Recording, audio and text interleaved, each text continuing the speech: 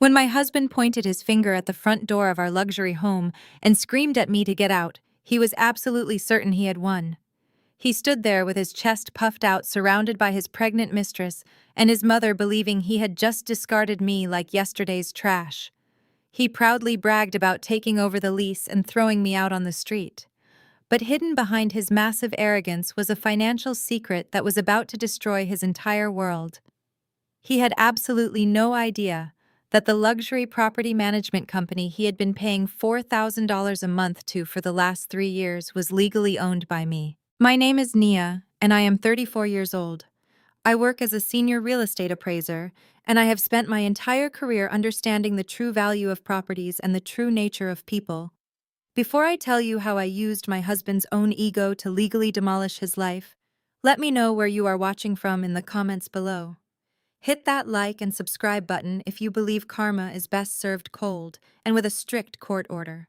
Growing up in Atlanta, my parents taught me the value of hard work and financial independence. I took those lessons to heart, building a solid career. When I met Darius 5 years ago, he seemed like the perfect match. He was a branch manager at a prominent bank, dressed in sharp custom suits, and spoke with a confidence that charmed everyone around him.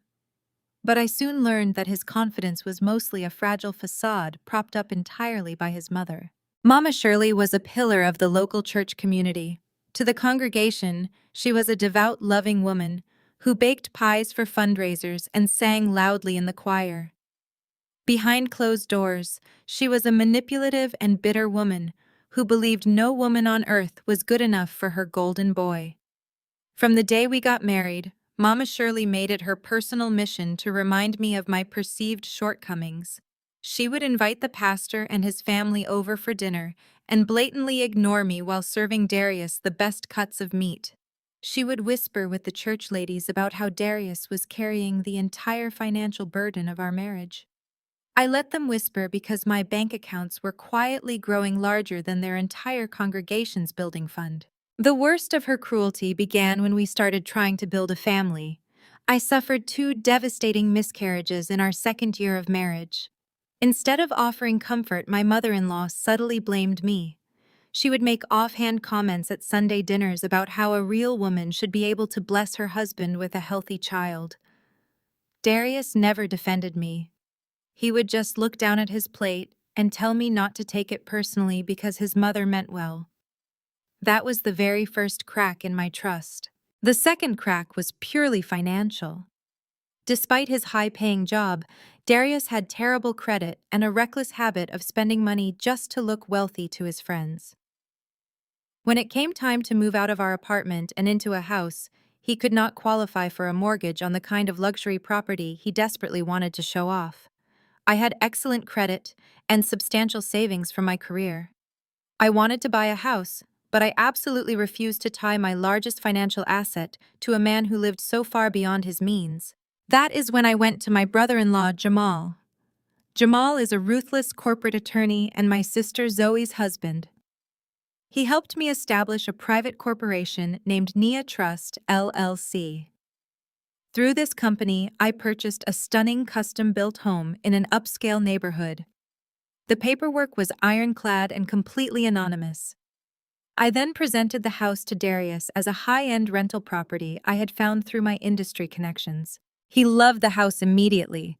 It had Italian marble countertops, a 3-car garage, and an impressive facade that stroked his ego perfectly.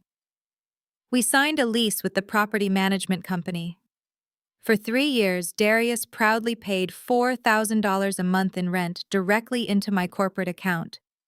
He loved telling his friends that he was the sole provider covering the massive rent all by himself while I supposedly spent my income on shoes and designer bags.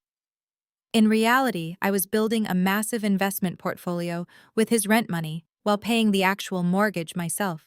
The illusion shattered completely on a rainy Tuesday evening. I had just gotten home from a long day of property appraisals. I walked into the house and was immediately startled by a loud crash. My large suitcase, the one I used for business trips, had been thrown down the sweeping wooden staircase. It hit the hardwood floor of the foyer with a sickening thud, popping open and spilling my clothes everywhere. I looked up and saw Darius standing at the top of the stairs. He was wearing his best tailored suit and a look of absolute disdain. "Get out." His voice echoed through the high ceilings of the house. I stared at him confused and completely frozen. "What are you talking about, Darius?" I asked, my voice remarkably steady despite the shock. "I am talking about you leaving this house tonight," he declared, walking slowly down the stairs like he was a king descending from his throne. "I just got promoted to regional bank manager. I am moving up in the world, Nia. I am making real money now, and I am taking my rightful place in the community. I do not need a wife who works all hours, who cares more about real estate markets than her own husband, and who cannot even give me a child. I am upgrading my life." Before I could process the cruelty of his words, the kitchen door swung open. Out walked Mama Shirley, wearing her Sunday best and a triumphant smirk. Following right behind her was Jada. Jada was 28 years old, the daughter of our community's most prominent megachurch pastor. She was always held up as the perfect standard of a proper, respectful young woman. Now she was standing in my kitchen, resting her hands protectively over a noticeable baby bump. "The Lord has finally answered our prayers, Nia Mama," Shirley announced, her voice dripping with fake piety. She walked over and wrapped her arm around Jada. "Jada is carrying the true heir to this family. She is a proper God-fearing woman who knows how to support a successful man. You should have known this day was coming. A barren woman who prioritizes her career over her household cannot expect a man to stay forever. It is simply God's will." The sheer audacity of her words felt like a physical blow.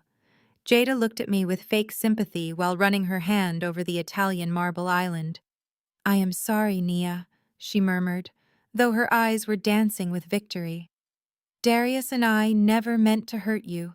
It just happened. We fell in love at the church retreat last year. The baby is a blessing we could not ignore." Jada stroked her belly and looked around the expansive living room. "This space is going to be perfect for the baby shower," she cooed, looking at Darius with batting eyelashes. "My father, the pastor, is so thrilled that we found such a prestigious home to start our family in.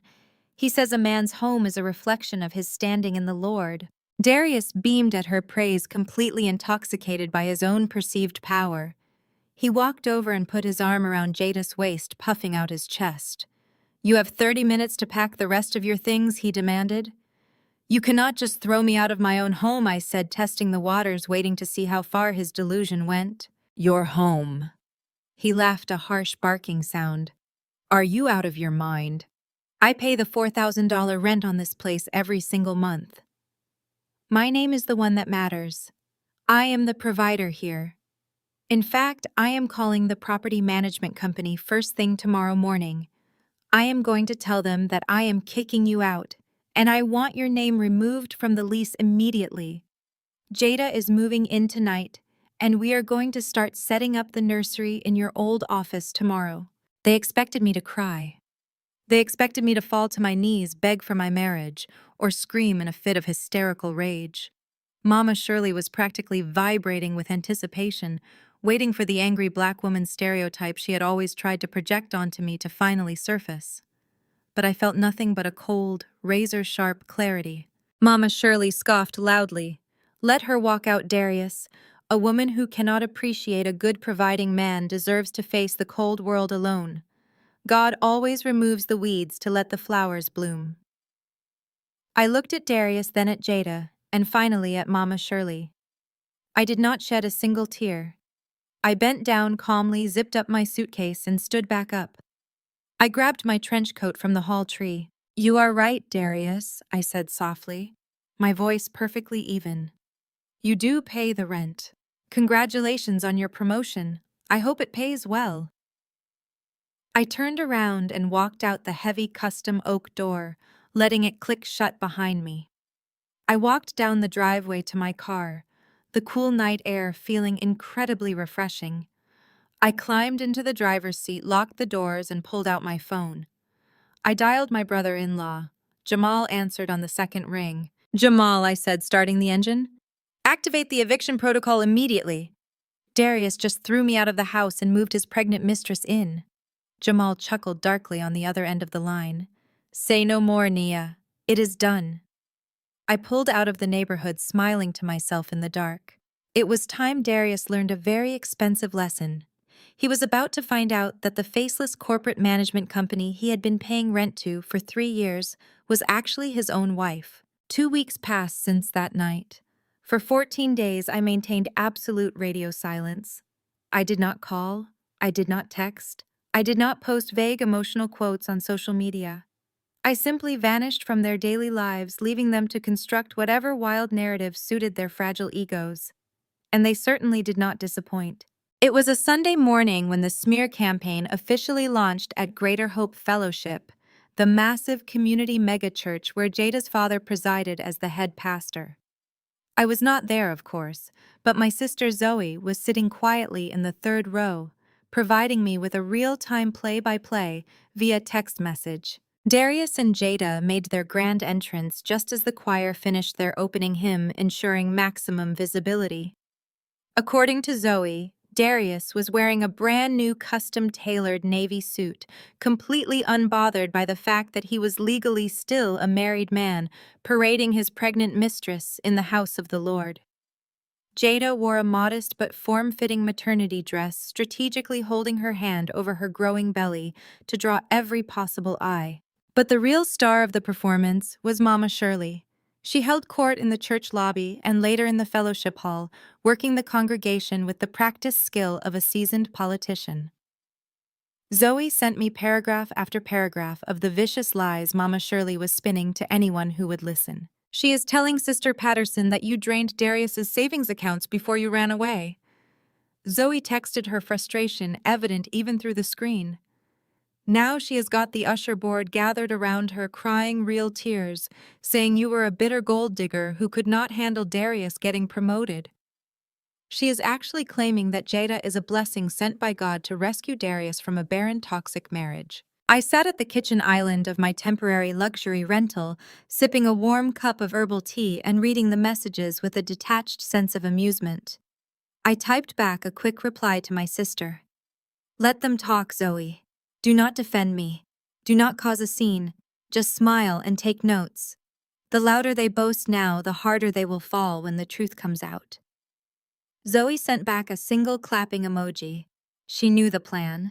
She knew exactly what Jamal and I were preparing. While Darius spent his Sunday soaking up the fake admiration of a congregation that thrived on gossip, I was busy securing my empire.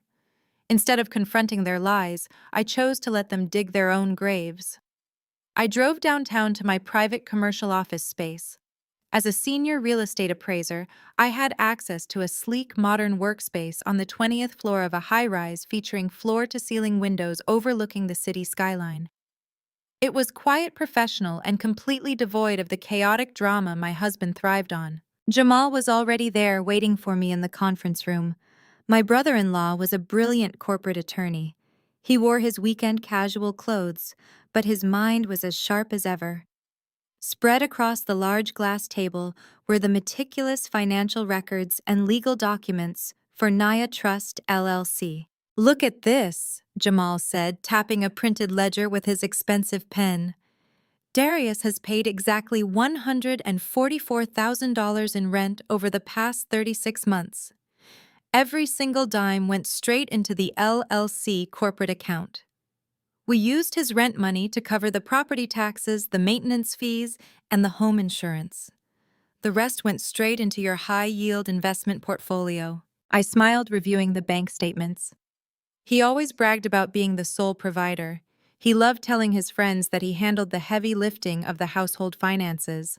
Meanwhile, his money was literally paying off the mortgage of a house solely owned by the wife he thought was beneath him. You structured the LLC perfectly, Jamal, I said, tracing my finger over the operating agreement. There is absolutely no paper trail linking my personal name to the property management company. As far as the state registry is concerned, Naya Trust LLC is just another anonymous corporate entity managed by a registered agent.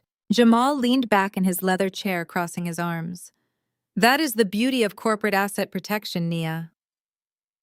When you buy property through a blind trust or an LLC, your personal identity is shielded. Darius has no idea who holds the deed. When he signed that lease 3 years ago, he signed a legally binding contract with a corporation. He waived all marital property rights to that house the moment his pen hit the paper because he thought he was just renting from a high-end landlord. We spent the next 2 hours reviewing the specific clauses of the lease agreement. I wanted to make sure every single legal avenue was covered. I knew Darius. I knew his arrogance would eventually lead him to make a careless mistake, and I needed the legal framework to be perfectly primed to trap him. The lease is solid, Jamal assured me. It has a standard 30-day eviction clause for non-payment, but knowing Darius, he will try to leverage his new promotion to assert dominance over the management company. He is a regional bank manager now. He thinks he is untouchable. He thinks he can bully a corporate landlord the same way he bullies people in his personal life. Just as Jamal finished his sentence, a soft chime echoed from my laptop. I glanced at the screen. A new email had just arrived in the administrative inbox for Nia Trust, LLC. The sender name made my heart skip a beat. It was Darius. I mirrored my laptop screen to the large presentation monitor on the conference room wall so Jamal could see it too. We both stared at the incoming message. "Well," I whispered, a slow, satisfied smile spreading across my face. "Speak of the devil." I clicked open the email. The subject line read, "Urgent request regarding lease agreement, VIP tenant." I cleared my throat and read the email aloud, my voice echoing in the quiet office. To the management team at Nia Trust, LLC. My name is Darius, and I have been a premium tenant at your luxury property for the last 3 years. I am writing to inform you of some significant changes in my household and to request an immediate restructuring of my lease terms. I paused, glancing at Jamal, who was already shaking his head in disbelief. I continued reading. First, I have recently been promoted to regional manager at my bank. Given my elevated executive status and my flawless payment history, I am officially requesting a 20% reduction in my monthly rent. I am sure you value having a high-profile community leader residing in your property, and I expect my loyalty to be rewarded with a VIP discount. Second, I have recently discarded a major financial burden. My wife is no longer residing at the property. She was holding me back, and I have successfully removed her from my life. Therefore, I demand that her name be stricken from the lease effective immediately.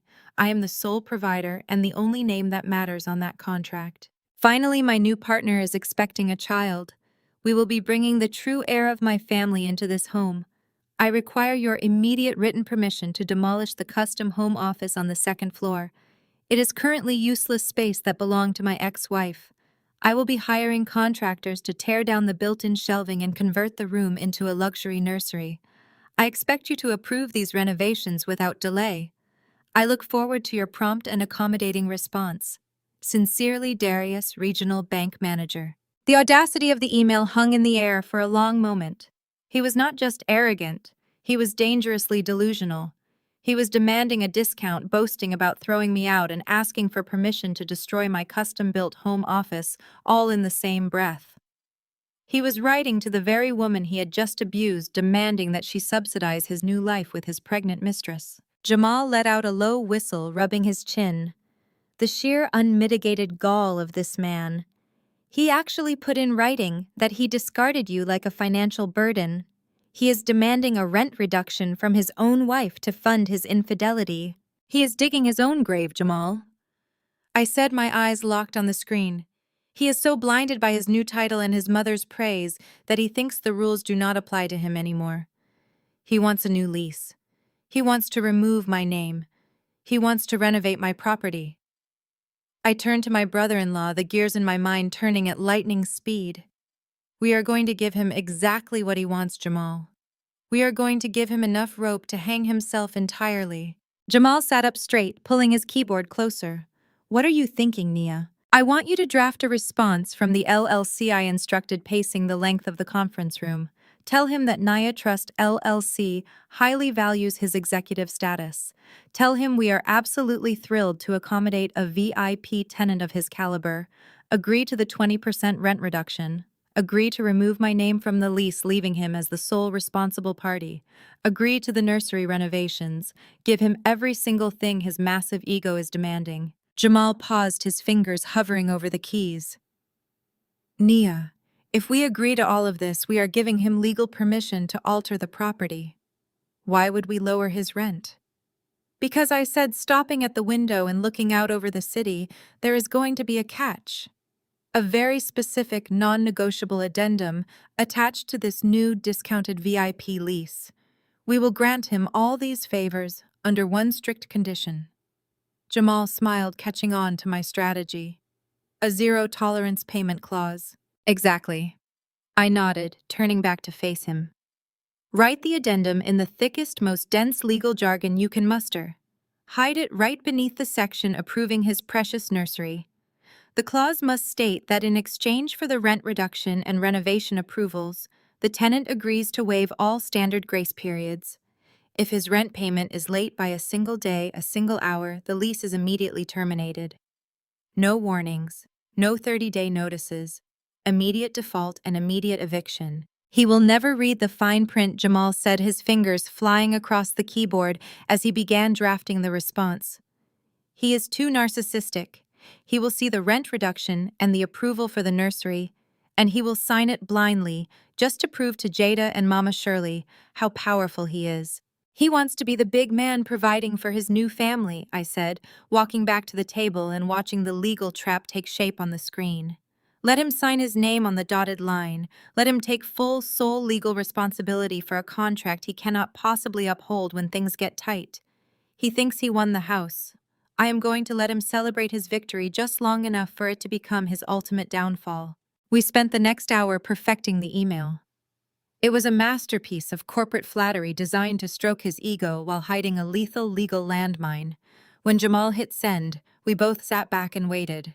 We knew it would not take long.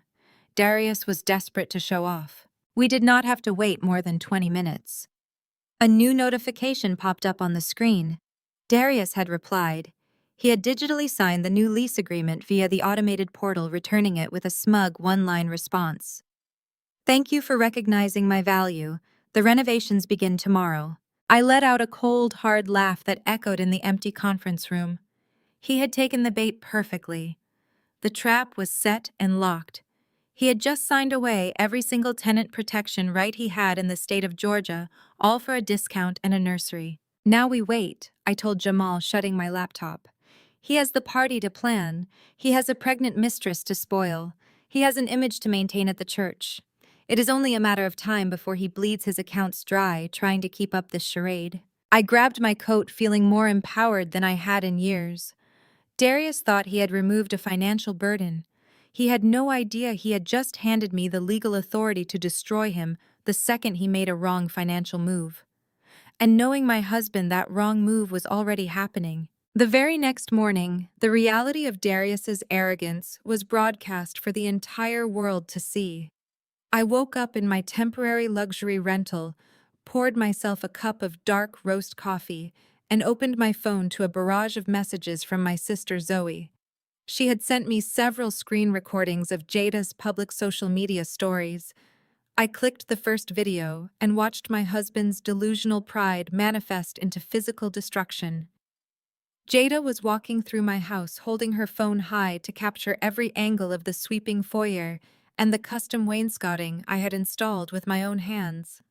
The camera then panned abruptly to the second floor, heading straight toward my home office. This was the space where I had spent countless late nights analyzing property values, studying real estate market trends, and quietly building my corporate empire.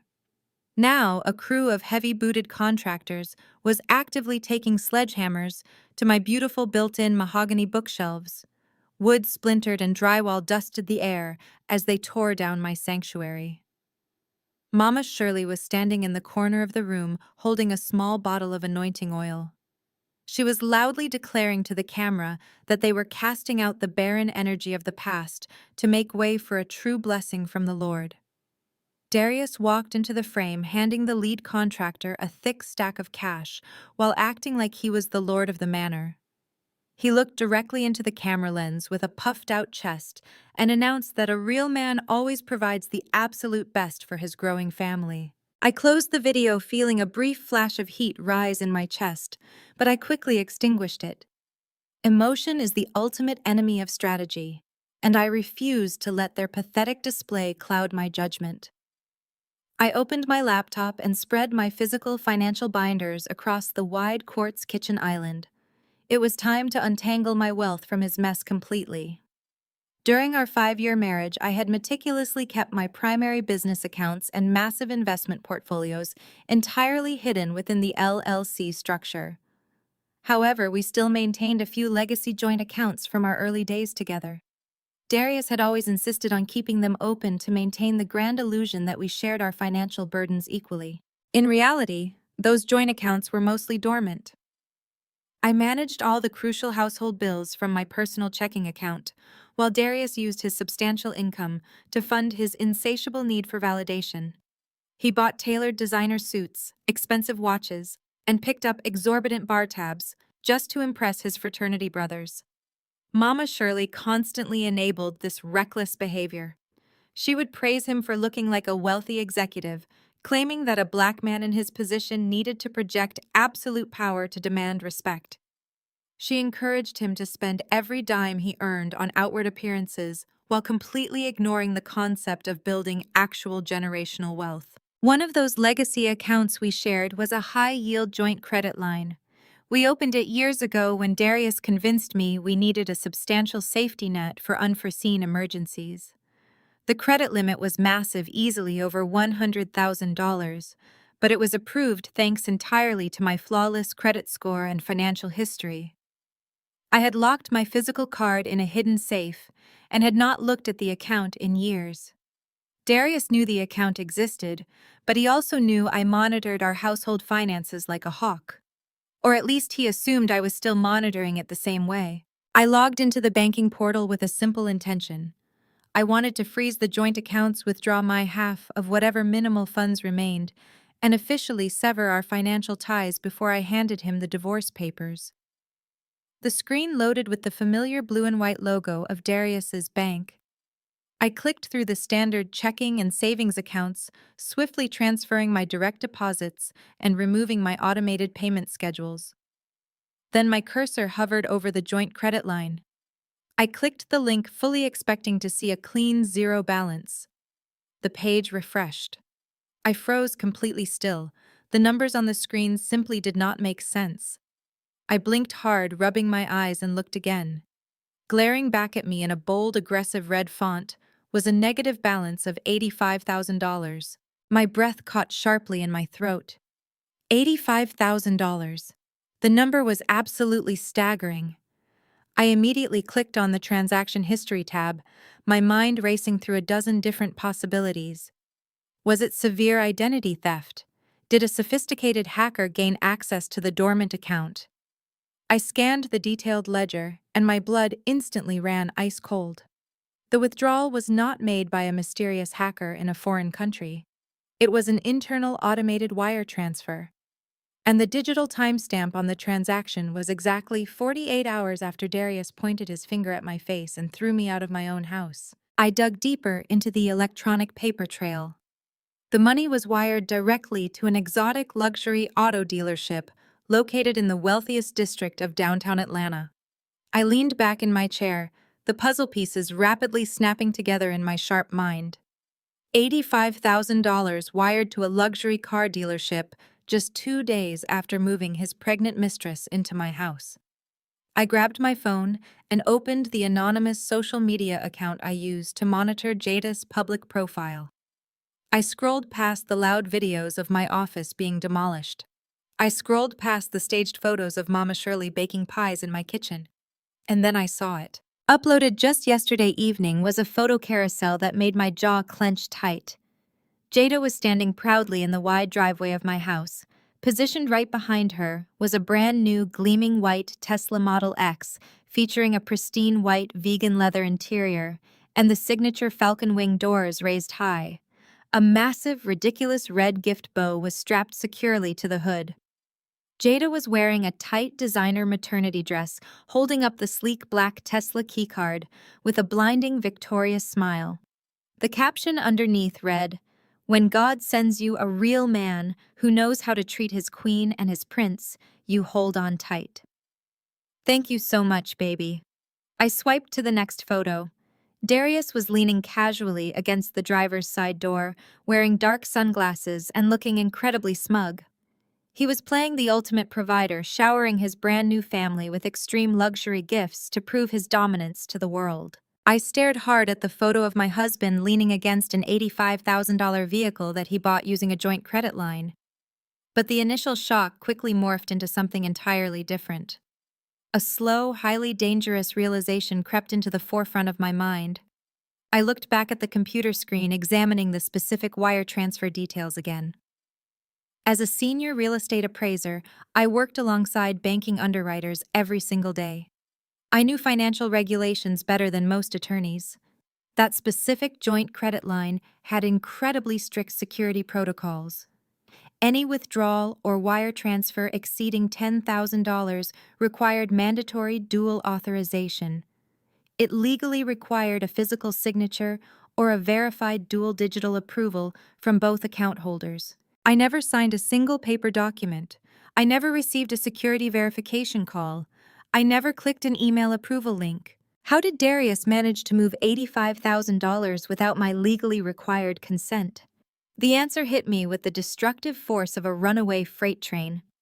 Darius was a regional bank manager for the exact financial institution that held our credit line. He possessed high-level executive system credentials. In his desperate, arrogant rush to impress Jada and show off for her prominent pastor father, Darius completely bypassed the mandatory dual authorization security protocols. He deliberately used his employee administrative access to override the banking system and force the massive wire transfer through without his wife's legally required signature. He did not just drain a joint credit line to buy a flashy car, he committed egregious, premeditated wire fraud. He violated strict federal banking compliance laws. He brazenly embezzled funds using his privileged position of power at the bank. I sat back in my chair, a dark, victorious laugh escaping my lips and echoing through the empty apartment. Darius thought he had ruined my life when he pointed at that door, but he had just handed me the exact weapon I needed to destroy his career, his freedom, and his entire future. I immediately sprang into action. I downloaded every single bank statement, every transaction log, and every digital footprint showing the exact IP address and employee ID used for the system override. I compiled everything into a secure encrypted folder. I took high-resolution screenshots of Jada's social media posts flaunting the stolen Tesla and added them to the evidence file. Darius was so obsessed with his fake community image that he broadcast his federal crime to thousands of followers online. He handed me the smoking gun on a silver platter. I picked up my phone and dialed the direct private line for the bank's internal corporate auditing department. It was time to make a very anonymous, very detailed tip about a regional manager who thought he was entirely above the law. The line connected on the third ring. I had used a secure routing application to mask my personal cell phone number, ensuring the caller ID would display as a generic internal bank extension. When the director of risk management answered the phone, I did not bother with pleasantries. I spoke with the crisp, authoritative tone of a senior financial auditor. I provided him with Darius's exact employee identification number, the specific routing details of the joint credit line, and the precise digital timestamp of the $85,000 wire transfer. I explained in meticulous detail how the regional manager had abused his executive administrative credentials to bypass the mandatory dual authorization protocols required for any withdrawal exceeding $10,000. The director tried to interrupt and demand my name, but I cut him off immediately. I advised him to review the internal IP address logged at the time of the transfer. I calmly reminded him that if federal regulators discovered a regional branch manager was actively embezzling funds through unauthorized joint equity withdrawals, the resulting compliance fines and media fallout for the bank would be catastrophic. The line went dead silent. The director knew exactly how severe this violation was. I hung up the phone and tossed my device onto the kitchen island. The fuse was officially lit. While the corporate gears of justice began to grind silently in the background, Darius and his new family were busy putting on the performance of a lifetime. They were living in a complete delusion funded entirely by my stolen credit. Jada was treating that stolen Tesla Model X like it was a royal chariot sent directly from heaven to reward her purity. My sister Zoe, who was still playing the perfect spy within the church community, sent me a relentless stream of updates. By Wednesday evening Bible study, Jada made sure to park the glaring white vehicle right in the front row of the VIP pastoral parking lot. She timed her exit perfectly, ensuring the maximum number of congregants were outside watching as those ridiculous falcon wing doors slowly lifted into the air. Mama Shirley was in absolute heaven. She stood on the church steps wearing an oversized designer hat and a smug expression, taking full credit for raising such a successful provider. She gathered the senior church mothers around the car, running her hands over the pristine vegan leather seats. She announced loudly enough for the entire parking lot to hear that this is how the Lord blesses a man who finds his rightful submissive partner. She declared that her son was a king who had just bought this luxury vehicle straight off the showroom floor with straight cash. She told everyone that this is what happens when a black man finally drops his dead weight of a wife and steps into his God-given financial power. The pastor, who was Jada's father, stood nearby, beaming with overwhelming pride. He shook Darius's hand firmly, praising him in front of the deacons for taking such exceptional care of his daughter and his unborn grandchild. Darius soaked it all in like a sponge. He wore a brand new tailored suit, leaning casually against the hood of the car, and accepting the praise as if he had actually earned it through hard work. He played the role of the wealthy magnate flawlessly, completely ignoring the fact that his entire kingdom was currently resting on a fragile foundation of federal wire fraud. I watched the videos Zoe sent me while sitting in my actual corner office reviewing a multi-million-dollar commercial property appraisal. The contrast between my reality and their delusion was almost poetic. I had spent years quietly accumulating actual generational wealth, investing in commercial real estate, building corporate portfolios, and securing my future through disciplined strategy. I never needed to flaunt my bank accounts to the church congregation. I never needed to buy a flashy car just to prove my worth to a group of judgmental gossips. Darius always hated that about me. He hated that my confidence came from my actual bank balance and not from other people's validation. He felt so deeply emasculated by my quiet financial dominance that he had to steal $85,000 of my credit just to feel like a real man in front of his pregnant mistress and his overbearing mother. Every time Jada posted a new picture of the steering wheel on social media with the caption highlighting her spoiled lifestyle, I just smiled. Every time Mama Shirley posted a long Facebook status about how her son was a financial genius, I laughed out loud. They were celebrating a stolen trophy. They were dancing on the deck of a sinking ship, and I was the one holding the iceberg. The illusion of wealth they were projecting was intoxicating to them. Jada began linking her luxury baby shower registry to her social media accounts, making sure the white Tesla was visible in the background of every single video.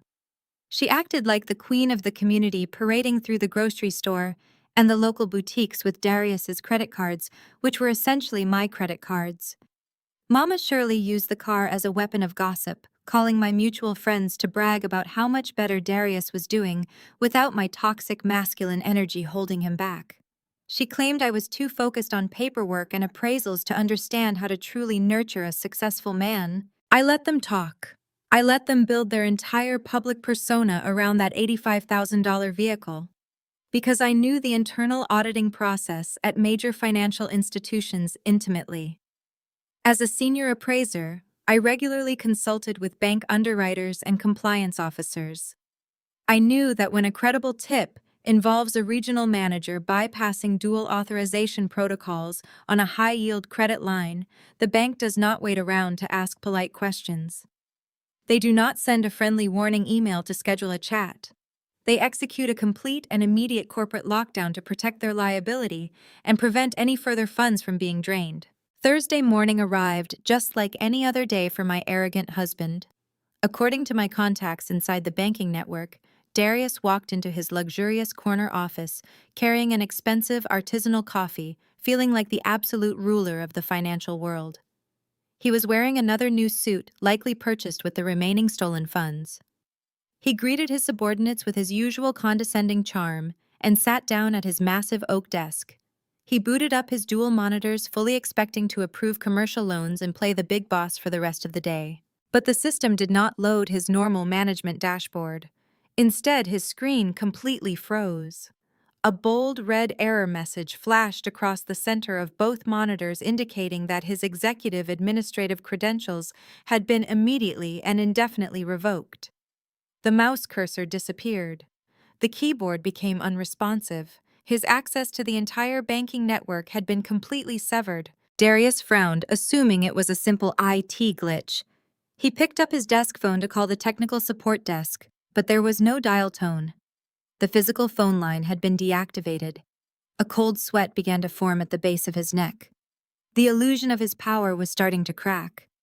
He pulled his personal cell phone from his pocket, intending to call his supervisor, but before he could dial, a notification popped up on his screen. It was an urgent, red-flagged email from the corporate internal auditing department sent directly to his secure device.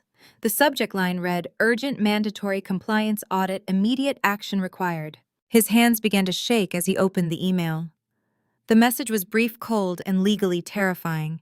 It informed him that his employment status was suspended effectively immediately, pending a comprehensive federal compliance investigation into unauthorized overrides on a joint equity credit line.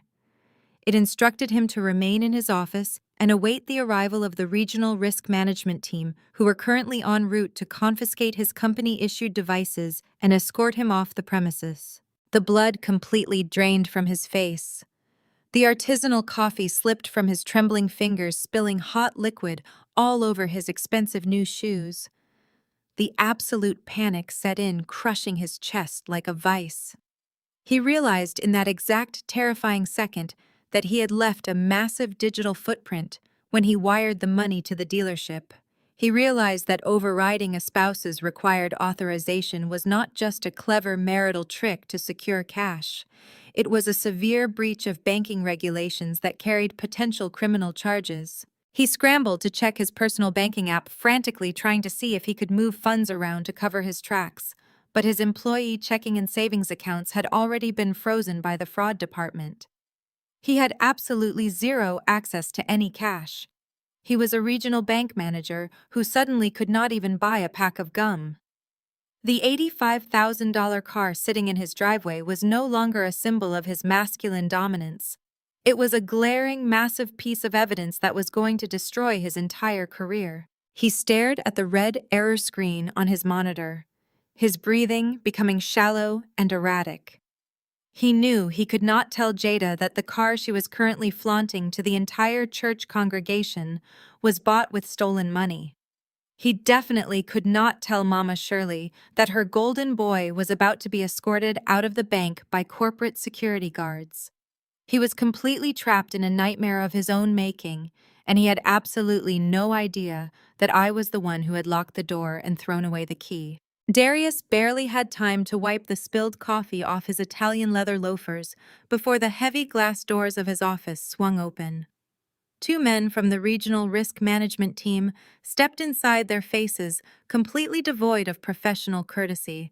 They did not sit down. They did not offer a polite greeting.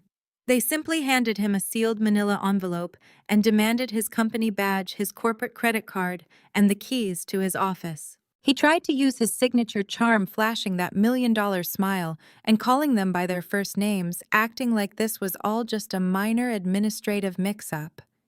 He claimed there was a glitch in the joint equity line and promised he could clear it up with one phone call to his wife. But the auditors just stared at him with cold indifference. They informed him that his employment was officially suspended without pay, pending a federal review. They stood over him while he packed a small cardboard box with his personal items. He was not allowed to touch his computer. He was not allowed to print any files. The march of shame through the bank lobby was absolute torture for his massive ego. He had to walk past the tellers, the loan officers, and the security guards he used to command. Everyone stopped working and watched as the great regional manager was escorted out of the building like a common criminal. When he reached his personal car in the parking lot, he immediately tried to use his debit card to buy a bottle of water at the gas station across the street. The transaction was declined. His corporate accounts were entirely frozen. His personal accounts linked to the bank were locked down for the fraud investigation. He was completely broke. While Darius was sitting in his car sweating through his tailored suit and staring at a declined receipt, the women in his life were busy spending money he no longer had. Mama Shirley and Jada were sitting in my custom-built living room, flipping through bridal magazines and high-end catering brochures. They were completely oblivious to the financial apocalypse that had just leveled their primary provider. When Darius finally walked through the front door hours later looking pale and completely defeated, they did not even ask how his day at work was. Instead, Jada rushed up to him holding a glossy catalog from a premier event planning company. "Baby," she squealed, wrapping her arms around his neck. "Your mother and I were talking today, and my father completely agrees. We cannot just move into this gorgeous house and keep it to ourselves. The church elders are expecting a proper introduction. We need to throw a massive housewarming and engagement party this Saturday." Mama Shirley nodded enthusiastically from the velvet sofa. "It is the only respectable thing to do, Darius. You have elevated your status in this community. You are a regional manager now with a beautiful new bride and a baby on the way. The pastor wants to invite the entire deacon board and the city council members. We need a live band, premium catering, and a custom ice sculpture. We calculated the budget and we can pull off a spectacular evening for just $20,000. Darius stared at his mother and his mistress, his heart hammering against his ribs. $20,000. He currently had less than $40 in cash in his wallet, and every single piece of plastic in his pocket was utterly useless. A rational man would have sat them down right then and there, confessed to his suspension, and canceled the party. A mature man would have admitted that he made a catastrophic mistake and needed to secure a legal defense team. But Darius was not a rational or mature man. He was a narcissist who was completely terrified of losing face. He looked at Jada, who was pouting her lips and rubbing her pregnant belly. He looked at Mama Shirley, who was staring at him with that intense expectation of perfection. He could not tell them the truth. If he admitted he was suspended and broke, Jada would realize she traded a stable life for a fraud. If he told Mama Shirley he was being investigated for embezzlement, her pristine reputation at the megachurch would be shattered. He was far more terrified of his mother's disappointment than he was of federal prison. "Of course, we can throw the party," Darius lied, forcing a hollow smile onto his face. "I will handle all the finances tomorrow. You two just focus on the guest list." The next 48 hours were a masterclass in desperate deception. Since he could not walk into any reputable banking institution without triggering a fraud alert, Darius had to venture far outside his pristine corporate world. He drove his personal car to a shady industrial park on the outskirts of the city. He walked into a dingy, high-interest title loan office, a place he used to mock his low-income clients for using. The loan shark sitting behind the bulletproof glass did not care about Darius's tailored suit or his regional manager title. He only cared about the pink slip to Darius's luxury sedan and the predatory 40% interest rate printed on the contract. Darius signed away the title to his personal car and accepted a predatory hard money loan just to secure $20,000 in liquid cash. He took that dirty money and immediately began throwing it at florists, premium caterers, and a string quartet. He paid cash for a massive tent to be erected in my backyard. He bought top-shelf liquor to impress the church deacons. He bled out every single dollar of that desperate loan to construct an illusion of prosperity that was destined to collapse. Through my network of community informants, mainly my sister Zoe and her friends in the event planning industry, I watched his rapid financial hemorrhage in real time. Zoe texted me photos of the catering invoices and the floral arrangements. He is spending cash like a cartel boss, she wrote, adding a laughing emoji. He just paid $4,000 upfront for a custom floral archway. I sat in my office reading the messages and sipping my coffee. The sheer stupidity of his actions was almost breathtaking to witness. He was so intensely focused on maintaining his fake kingdom for Saturday night that he completely forgot about the very foundation he was standing on. He forgot about the calendar. The end of the week approached rapidly. The massive white tents were erected on my pristine lawn. The crystal glasses were delivered. Mama Shirley was busy at the salon getting her hair done for her grand debut as the mother of the wealthiest man in the congregation. Jada was at the spa getting a prenatal massage paid for with the last few hundreds of the title loan cash. Darius was running on pure adrenaline and sheer panic trying to juggle the vendors and hide the fact that he was driving a car he technically no longer owned. But while they were busy preparing to toast to their fabricated success, the digital clock on my office computer quietly ticked over to midnight. The month officially ended. It was the first of the month. The automated billing system for Nia Trust LLC initiated its scheduled protocol. It sent an electronic request to Darius's primary checking account to pull the newly discounted rent payment of $3,200. The system attempted to process the transaction.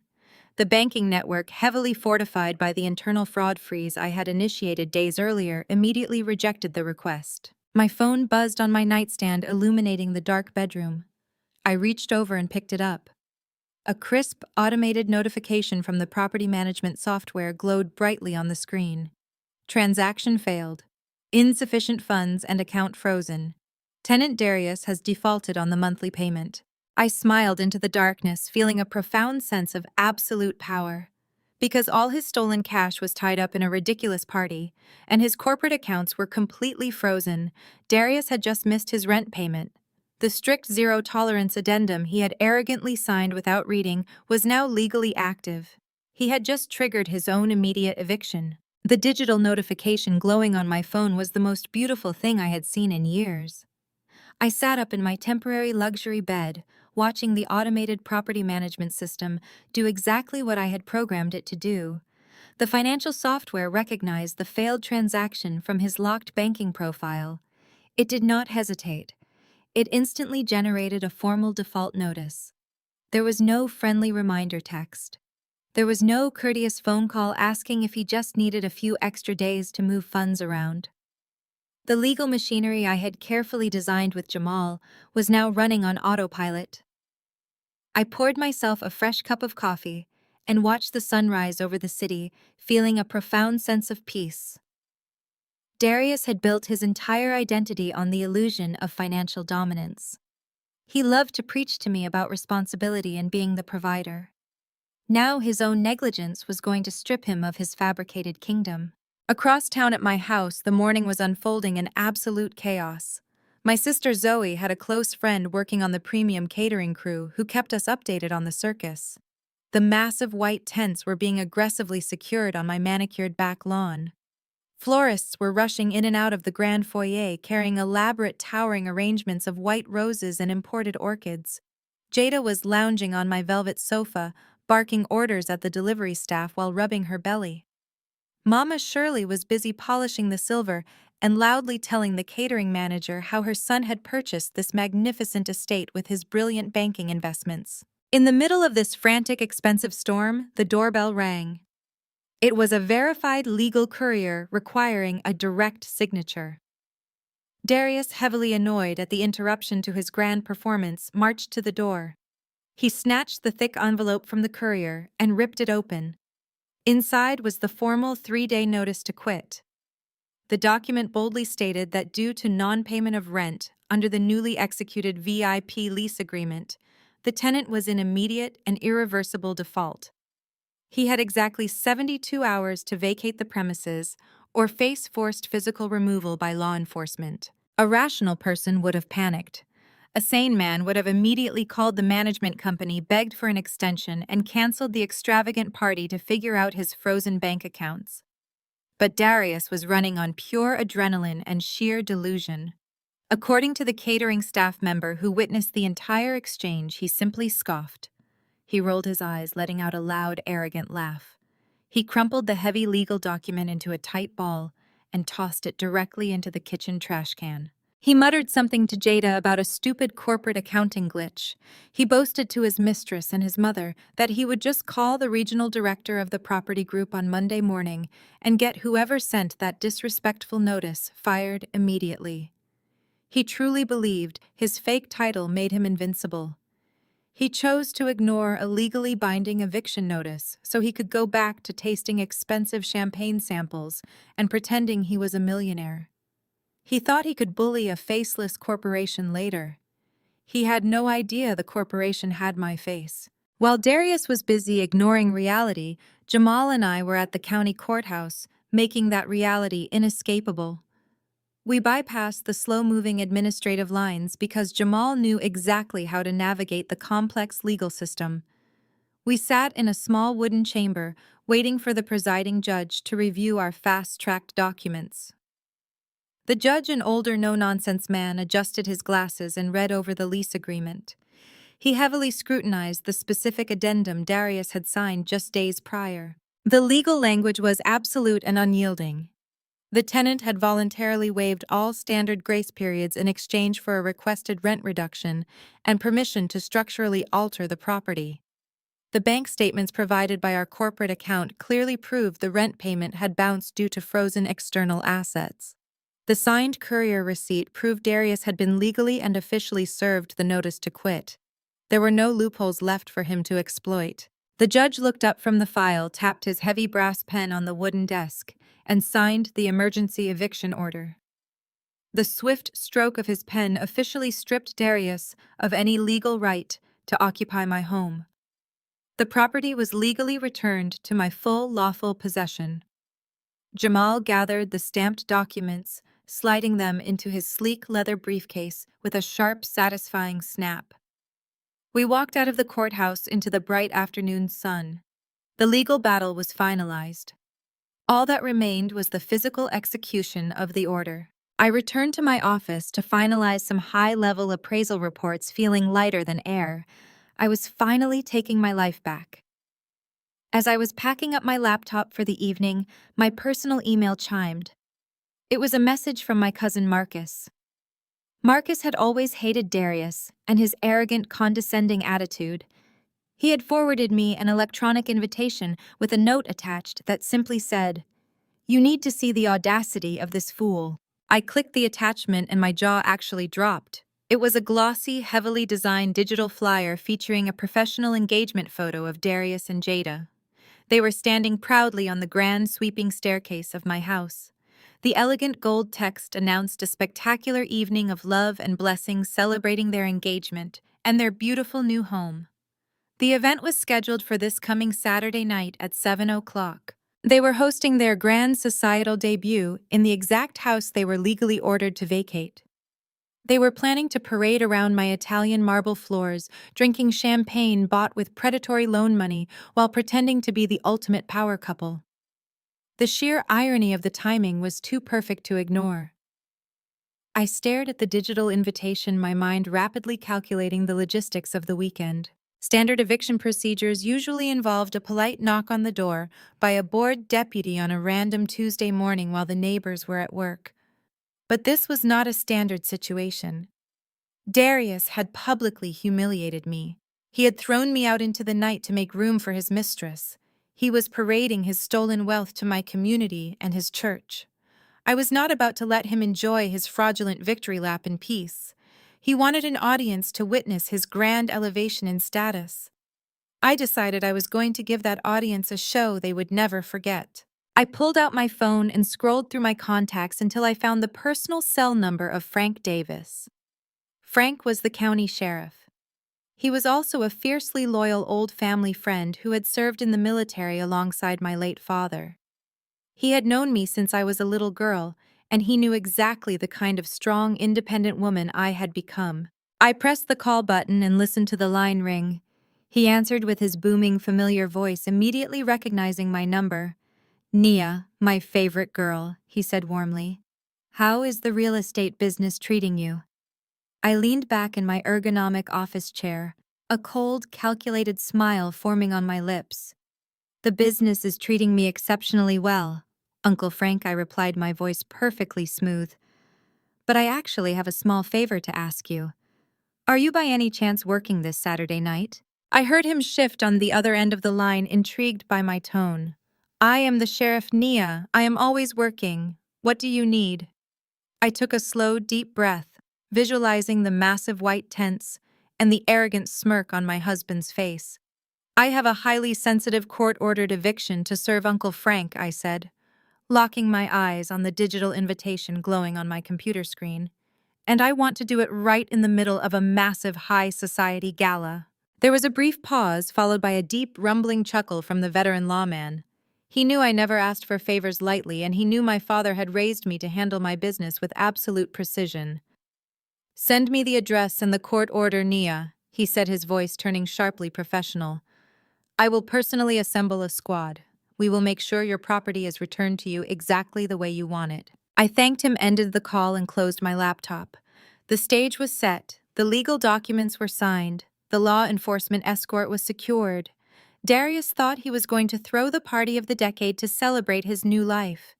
He had no idea his grand celebration was going to be the exact location of his absolute destruction. Saturday night arrived with a suffocating humidity that perfectly matched the electric tension building in my chest.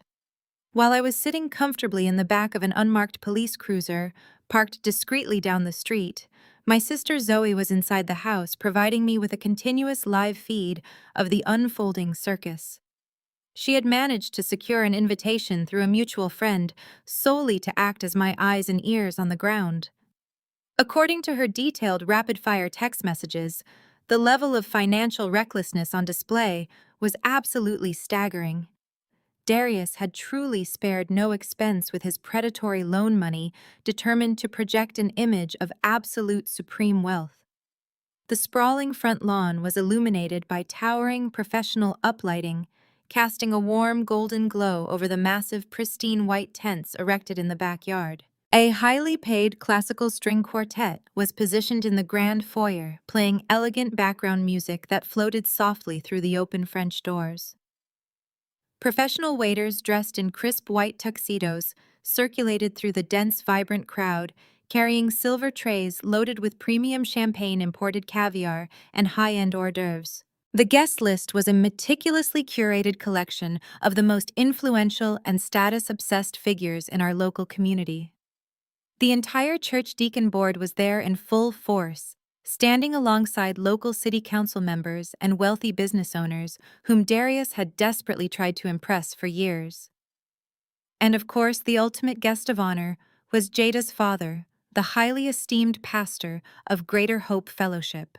He stood proudly near the custom stone fireplace, holding court with his booming, authoritative voice, entirely convinced that he was standing in the permanent home of a highly successful banking executive who was going to drastically elevate his family's social status. It was a flawless masterclass in superficiality, and every single detail was funded by desperate criminal deception. Right in the absolute center of the massive living room, Mama Shirley was having the absolute time of her life.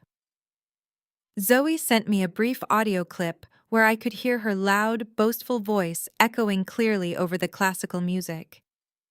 She was leading a group of senior church mothers on a guided tour of my home, taking entirely unearned credit for every single architectural detail I had personally designed and paid for. Just look at this magnificent Italian marble, she declared loudly, running her hand over the massive custom kitchen island. My Darius insisted on importing this directly from Milan. He told me that his beautiful new bride and his future child deserve nothing but the absolute best. He truly understands how to provide a kingdom for his family, unlike some bitter women who only care about themselves. The church mothers murmured their collective approval, sipping their expensive champagne and praising Mama Shirley for raising such a strong, capable black man. Jada was parading right beside her, playing the role of the blushing, affluent bride-to-be. She was wearing a skin-tight designer gown that specifically accentuated her pregnancy, and she was practically shoving her left hand into the face of anyone who walked by. The diamond engagement ring, sparking aggressively under the recessed lighting, was massive and undeniably gaudy, exactly the kind of cheap, flashy aesthetic Darius always gravitated toward. She guided the pastor and his wife toward the sweeping wooden staircase, pointing excitedly to the second floor. She loudly proclaimed that Darius was currently remodeling the entire upstairs to build a luxury nursery because he wanted to completely erase the negative energy of his past mistakes. My past mistakes. She was actively referring to the home office I built with my own blood, sweat, and tears. They were celebrating the destruction of my personal sanctuary while drinking champagne poured on my property. They were laughing and toasting to a fraudulent future built entirely on my stolen credit. But while the women were busy basking in their fabricated glory, the orchestrator of this massive lie was quietly falling apart at the seams. Darius was standing near the expensive outdoor bar, trying desperately to maintain his charismatic, confident facade. He had a heavy crystal glass of top-shelf bourbon in his hand and a rigid, practiced smile plastered across his face, greeting the community leaders as they passed. But Zoe noticed the heavy beads of cold sweat forming at his temples, despite the cool evening breeze blowing in from the patio. He kept shifting his weight nervously, adjusting the collar of his new tailored suit, as if the expensive fabric was actively choking him. His eyes were constantly darting toward the front gate, jumping at every passing shadow or unexpected noise. Every few minutes he would retreat to a quiet corner, pull his phone from his pocket, stare at the glowing screen with absolute terror and quickly shove it back away. He was receiving relentless aggressive text messages from the shady title loan company demanding their exorbitant weekly interest payment. His corporate banking accounts remained entirely locked. His executive suspension was still active and looming over his head like a guillotine. He was hosting a $20,000 high society gala with literally $0 to his name. He was a dead man walking, trying desperately to pretend he was dancing. When Jada approached him, demanding that he make a grand romantic speech to thank her father for his pastoral blessing, Darius physically flinched. He forced himself to lean down and kiss her cheek, but his hands were trembling so badly, he had to set his bourbon glass down on the granite counter before he dropped it. The crushing, immense weight of the illusion was suffocating him. He knew he was surrounded by elite community leaders who would completely abandon and ostracize him the exact second they realized he was a broke, unemployed fraud. He was trapped in a gilded cage of his own making, frantically calculating his next move and desperately praying for a miracle to save him from his imminent financial ruin. He thought he could just buy a few more days to figure out a lie. He did not get a miracle. He got me. I gave the signal to Sheriff Davis, who was sitting in the driver's seat next to me. He nodded, his face set in a grim professional mask, picked up his radio, and instructed the two marked patrol vehicles parked around the corner to move in. We drove slowly up the long, private driveway, the red and blue police lights flashing silently against the manicured oak trees. The heavy police cruisers pulled up right behind the stolen white Tesla, parked perfectly near the entrance. I stepped out of the vehicle into the crisp night air, feeling a surge of pure, unadulterated power coursing through my veins. I was not wearing my usual dark corporate business attire. Tonight required something highly specific. I wore an immaculate, tailored white power suit sharply cut to perfection, paired with classic red stiletto heels. My hair was styled flawlessly, and my makeup was sharp, precise, and completely intimidating. I did not look like a broken, discarded wife crying over a failed marriage. I looked like the corporate executioner arriving to collect a severe debt. Jamal stepped out of the car right behind me, adjusting his tie and holding a thick leather folder containing the stamped, verified court documents. Sheriff Davis and two of his heavily armed uniformed deputies flanked us, their hands resting casually on their duty belts, creating an undeniable wall of legal authority. We walked up the wide stone steps together, our footsteps synchronized, heavy and deliberate against the concrete. I did not bother knocking on the door or ringing the bell. I reached out, placed my hands flat against the heavy double oak front doors, and pushed them wide open. They swung inward with a loud, dramatic bang that echoed violently through the grand foyer. The classical string quartet stopped playing instantly, their bows freezing mid-air in shock. The lively, arrogant chatter of 70 high society guests abruptly died, turning the massive house completely entirely silent. Every single head in the room turned toward the entrance drawn by the sudden aggressive intrusion. And there I stood, framed perfectly in the doorway in my brilliant white suit, staring directly into the terrified wide eyes of the man who thought he had defeated me. The collective gasp from the elite crowd was like a sudden vacuum violently sucking the air out of the grand foyer. For 3 agonizingly long seconds, nobody moved. The professional string quartet had frozen completely, their bows hovering silently over the strings of their instruments. The distinguished guests, holding their expensive crystal flutes and gourmet appetizers, stared at me in absolute shock. I stood tall in my tailored white suit, letting my presence radiate through the massive room. I locked eyes with Darius, watching the initial wave of profound confusion wash over his face. He blinked rapidly, as if he was trying to process an impossible hallucination.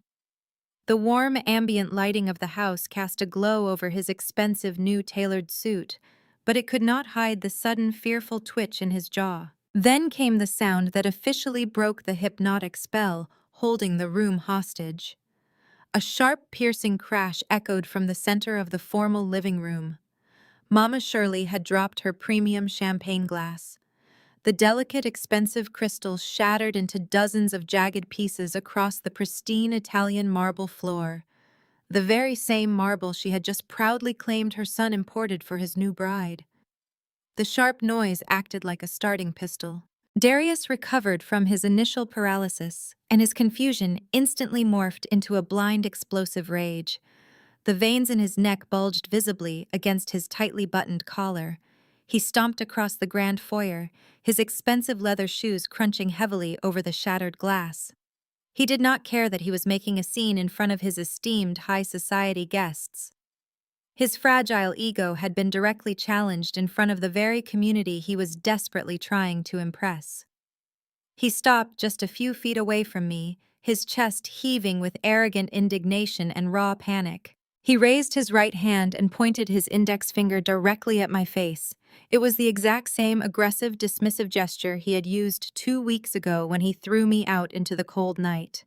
"How dare you show your face here?" He roared, his voice booming across the silent room and bouncing off the high custom ceilings. "You have absolutely no shame, Nia. You are a bitter, jealous woman who cannot stand to see a real man upgrade his life. Get out of my house right now before I call the cops and have you dragged out in handcuffs." I did not flinch. I did not step back. I did not lower my gaze. I stood my ground, looking at his aggressively pointing finger and then directly into his furious, desperate eyes. I let a slow, highly amused smile spread across my face. I looked at the sweat forming on his brow, knowing he was already drowning in predatory loan debt and hiding a federal banking suspension from everyone in this room. He was trying to play the powerful, commanding homeowner, but I knew he was nothing more than a terrified fraud wearing a suit he could no longer afford. "I am not the one who needs to worry about the police, Darius," I said, my voice perfectly calm and carrying effortlessly through the tense quiet of the grand foyer. I took one deliberate, calculated step to the side. As I moved out of the center of the doorway, the heavy shadows of the front porch gave way to the harsh legal truth I had brought with me. Jamal stepped forward, his posture rigid and commanding. He wore a dark tailored suit, holding a thick leather legal portfolio against his side, looking every bit the ruthless corporate attorney he was. He glared at Darius with absolute disgust, practically daring my husband to make another aggressive move. But Jamal was not the sight that made the color begin to drain rapidly from my husband's face. Right behind Jamal, moving with the heavy synchronized weight of absolute legal authority, was Sheriff Davis and 2 towering uniformed county deputies. Their silver badges and radios gleamed brightly under the warm glow of my modern chandeliers. The heavy utility belts strapped to their waists clinked softly, emphasizing the deafening silence of the room. Outside the grand entryway, the red and blue flashing lights of their marked patrol cruisers continued to bounce aggressively off the white columns of the estate, casting an eerie, chaotic glow over the elegant celebration. Darius swallowed hard, his pointing finger slowly lowering to his side. The aggressive bravado that had fueled him just seconds earlier suddenly hit a massive brick wall of state-sanctioned reality. He took a small involuntary step backward, his eyes darting frantically from the armed deputies to my calm, smiling face. The sheer sight of armed law enforcement crossing the threshold sent an immediate shockwave of panic through the meticulously curated guest list. The polite whispers of the high society crowd instantly escalated into a frantic, chaotic buzz of gossip and concern. Women in expensive evening gowns clutched their pearls and took several steps back away from the foyer. The city council members and influential business owners exchanged highly uncomfortable glances, already calculating how quickly they could distance themselves from whatever legal scandal was about to unfold. Jada, who had been parading her stolen diamond ring all evening, immediately switched into her default role of the helpless, persecuted victim. She let out a loud theatrical gasp, grabbing her pregnant belly as if my mere presence was causing her physical pain. She scurried across the room in her tight maternity dress, throwing her arms around her father, the prominent pastor of Greater Hope Fellowship. "Daddy, do something," she wailed, burying her face in his shoulder and producing fake tears. "She is trying to ruin my special night. She is obsessed with Darius, and she is trying to harass us in our own sanctuary." The pastor puffed out his chest, wrapping a protective arm around his daughter and glaring at me with righteous fury. He looked ready to deliver a booming, highly spirited sermon right there in my living room about the sins of jealousy and trespassing. He patted Jada's back, assuring her that the Lord would not allow a bitter, discarded woman to ruin the holy blessings bestowed upon their new family. But before the pastor could step forward to confront me, Mama Shirley marched ahead, pushing her way to the front of the crowd with furious determination. She completely ignored the shattered glass at her feet and the fact that law enforcement officers were standing inside the house. Her face was contorted with absolute venom. She marched right up to Sheriff Davis, pointing her finger at me, just like her arrogant son had done. "Officer, you need to arrest this woman immediately!" Mama Shirley shrieked, her voice shrill and echoing off the walls. "She is a bitter, discarded ex-wife who is actively trespassing on my son's private property. She is here to ruin a holy union and harass a pregnant woman. I demand that you put her in handcuffs and drag her out of this neighborhood right now. My son is a highly respected regional bank manager, and he pays the massive mortgage on this magnificent estate. You have absolutely no right to let this aggressive, unhinged woman walk through his front doors and disrespect our family." I stood perfectly still, letting Mama Shirley scream until her voice cracked. I did not interrupt her tirade. I simply let the entire room of influential church elders and community leaders listen to her unhinged, desperate demands. I watched the pastor nodding along with her words, firmly believing that he was standing in a house secured by his future son-in-law's immense banking wealth. They were all so blinded by their own superficial greed and obsession with status that they could not see the massive legal guillotine hanging directly over their heads. Sheriff Davis stood like a stone statue, entirely unfazed by her aggressive screaming. He had dealt with hundreds of entitled, delusional people in his long career, and he knew exactly how to handle them. He waited patiently for Mama Shirley to stop yelling.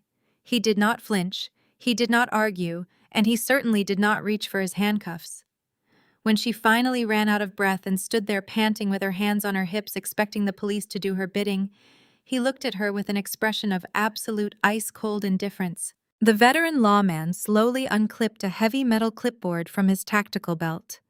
He looked down at the thick stack of court-stamped documents attached to it, then looked directly at Darius, who was now sweating profusely. The sheriff raised his booming, authoritative voice, ensuring every single wealthy guest in the massive living room could hear him perfectly clear over the whispers. "Nobody is arresting her, ma'am," Sheriff Davis stated, his tone ringing with undeniable legal finality. "We are here to escort you off her property." The entire house seemingly stopped breathing. The silence was so profound you could have heard a pin drop on the marble floor. Darius froze, completely paralyzed. The arrogant smirk had been entirely wiped from his face, replaced by a look of sheer, unadulterated terror. The color drained completely from his cheeks, leaving him looking like a terrified little boy staring into the headlights of an oncoming truck. Jada stopped her fake crying, lowering her hands from her belly and staring at the police officers in total confusion. The pastor loosened his protective grip on his daughter, his authoritative posture crumbling into uncertainty. Mama Shirley stood frozen, her mouth hanging open, unable to process the words that had just come out of the officer's mouth. The whispers of the crowd turned into a loud, panicked buzz. The foundation of Darius's fake empire had just been smashed to pieces in front of the very people he had sacrificed everything to impress. Jamal stepped into the absolute center of the grand foyer, cutting through the panicked whispers with the sharp, polished authority of a seasoned corporate attorney. He unclasped his heavy leather portfolio and pulled out a stack of crisp, watermarked legal documents. He did not look at Darius. He addressed the entire room, projecting his voice so that every city council member, every wealthy business owner, and every church deacon could hear the undeniable truth. "Ladies and gentlemen," Jamal announced, his voice echoing off the high custom ceilings. "Welcome to the private property of Naya Trust, LLC. I am the acting legal counsel for the sole proprietor and exclusive owner of this estate. That owner is standing right here." Jamal gestured gracefully toward me. Darius let out a sound that was half scream and half choked gasp. His face turned a dangerous shade of purple as the sheer impossibility of the statement collided with his massive, fragile ego. "That is a lie," he roared, launching himself forward before Sheriff Davis stepped firmly in his path, forcing him to halt. "That is an absolute lie. You are running a scam, Jamal. You and this bitter woman are trying to humiliate me in front of my guests. I am the homeowner here. I pay $4,000 a month to a corporate property management firm. I log into a secure portal every single month. I have the receipts. I imported this Italian marble. I am a regional bank manager, and I will not let you stand in my house and spread these malicious lies." Mama Shirley rushed to stand behind her son, pointing an accusing finger at Jamal. "You are a devil in a suit," she shrieked. "My son is a wealthy provider. He upgraded his life and threw this toxic woman out on the street where she belongs. You cannot just walk in here with fake papers and claim her name is on the deed. We know exactly who holds the lease." I took a slow, deliberate step forward, the sharp click of my red stiletto heels echoing against the marble floor. The crowd parted instinctively, giving me a clear, unobstructed path directly to my terrified husband. I did not raise my voice. I did not yell. I spoke with the icy, calculated precision of a woman who had spent years mastering the art of the perfect appraisal. "You are right, Darius," I said, holding his panicked gaze. "You do pay $4,000 a month to a corporate property management firm. You have paid them every single month for 3 years. But you never bothered to look past the blind trust. You never hired a lawyer to check the state registry when you signed that lease. If you had, you would have realized that the faceless corporation you were so desperate to impress is me." Darius froze, his jaw dropping slightly as his brain struggled to process the gravity of my words. "The deposit you paid," I continued, taking another step closer. "The monthly rent. The premium upgrades you funded to show off for your fraternity brothers. Every single dime of it was directly deposited into my corporate accounts. I used your rent money to pay the actual mortgage and funneled the rest into my high-yield investment portfolios. You never imported this Italian marble, Darius. I flew to Milan and picked it out myself before we even moved in. You are not a homeowner. You never were. You are just a tenant. And as of Tuesday, when your fraudulent banking accounts were frozen and your rent check bounced, you officially became a defaulting tenant." I reached into Jamal's portfolio and pulled out the emergency eviction order carrying the heavy embossed seal of the county court. I did not hand it to Darius. He was entirely unworthy of receiving the document. Instead, I walked straight past him and stopped directly in front of Jada's father. The esteemed pastor of Greater Hope Fellowship stood frozen, his authoritative posture completely shattered by the sheer magnitude of the deception unfolding in front of him. I held the eviction order out, offering it to the spiritual leader of the community. Pastor, I said, my voice respectful but firm. I believe you should read this. Your future son-in-law is not the wealthy provider he claims to be. He has absolutely no legal right to this property. He signed a zero-tolerance lease agreement demanding a discount to build a nursery for your daughter. When he failed to pay, he triggered his own immediate eviction. I am executing my lawful right to reclaim my home and remove the trespassers from my property tonight. The pastor took the document with trembling hands. The entire room watched in breathless silence as his eyes scanned the heavy legal text. He read the terms of the eviction. He read the stamped signature of the county judge. He read the registered name of the LLC matching my own. His face drained of all color. He looked up from the paper and stared at Darius with a mixture of profound disgust and absolute humiliation. The man he had proudly paraded in front of his church deacons as a financial genius was nothing more than a broke, defaulting renter who had been evicted by the wife he tried to discard. This is an eviction order, the pastor whispered, his voice cracking under the weight of the embarrassment. He does not own this house. He is being thrown out. The confirmation from the pastor sent an immediate shockwave through the elite crowd. The church mothers who had been praising Mama Shirley just minutes ago began loudly whispering among themselves, shaking their heads in harsh judgment. The city council members quickly stepped back, physically distancing themselves from Darius to protect their own reputations. The illusion of wealth had been entirely shattered. Darius let out a ragged, desperate breath. The reality of his situation crashed down on him with the force of a collapsing building. He had lost his job. His bank accounts were frozen. He owed $20,000 to a predatory loan shark for a party he was currently being evicted from. And the entire community was standing in the living room watching his total destruction. His knees buckled.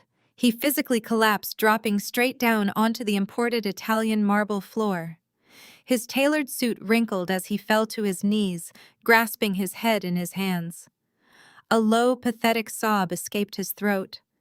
The arrogant, boastful regional manager was gone, replaced by a broken, humiliated fraud, drowning in the consequences of his own monumental ego. Mama Shirley clutched her chest, her eyes wide with unadulterated terror.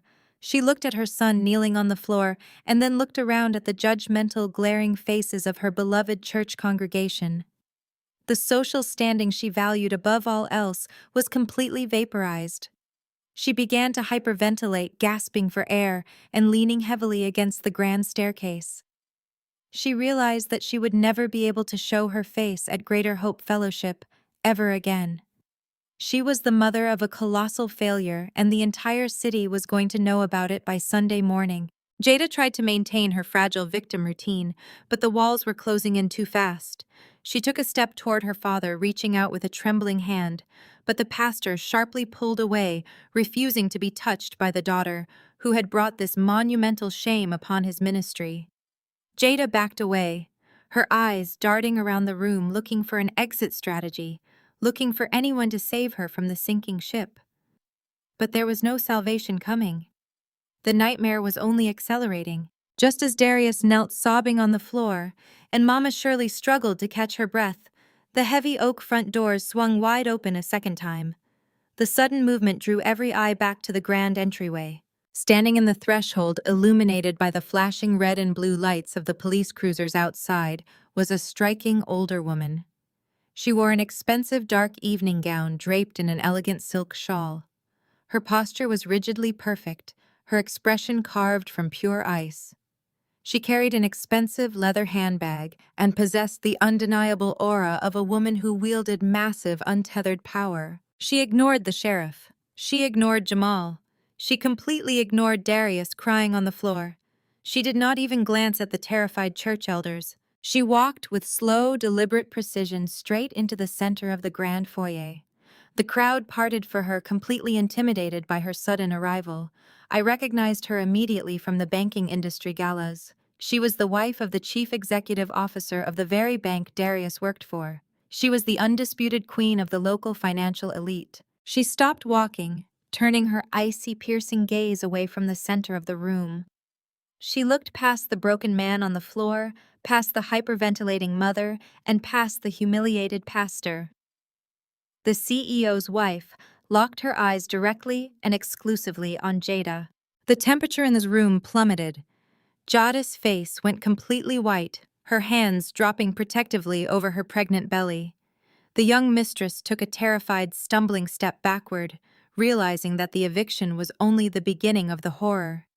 The real storm had just walked through the front door. The CEO of the bank was a man who practically owned the financial district of the city, and his wife carried herself with the exact kind of merciless authority that came from decades of managing a massive fortune. She did not break her intense gaze as she closed the distance between the grand entryway and the trembling pregnant woman standing near the stone fireplace. The heavy silence in the living room was absolute. Even Mama Shirley, who had just been gasping for air on the staircase, held her breath. The church mothers, who were already clutching their pearls, gripped them even tighter. Nobody dared to intervene. The sheer magnitude of this woman's presence demanded total submission. She stopped exactly 2 feet away from Jada. She looked the younger woman up and down with a clinical, disgusted precision. Her eyes scanned the tight designer maternity dress, the flashy engagement ring that Darius had bought with my stolen money, and the terrified expression plastered across Jada's face. The older woman let out a short, humorless laugh that cut through the quiet room like a serrated blade. Since we are already airing dirty laundry tonight, the CEO's wife said, her voice perfectly modulated and carrying the terrifying weight of absolute certainty. And since the police are conveniently already here standing in the foyer, I think it is the perfect time to have a little chat. Let us talk about that baby you are carrying, Jada.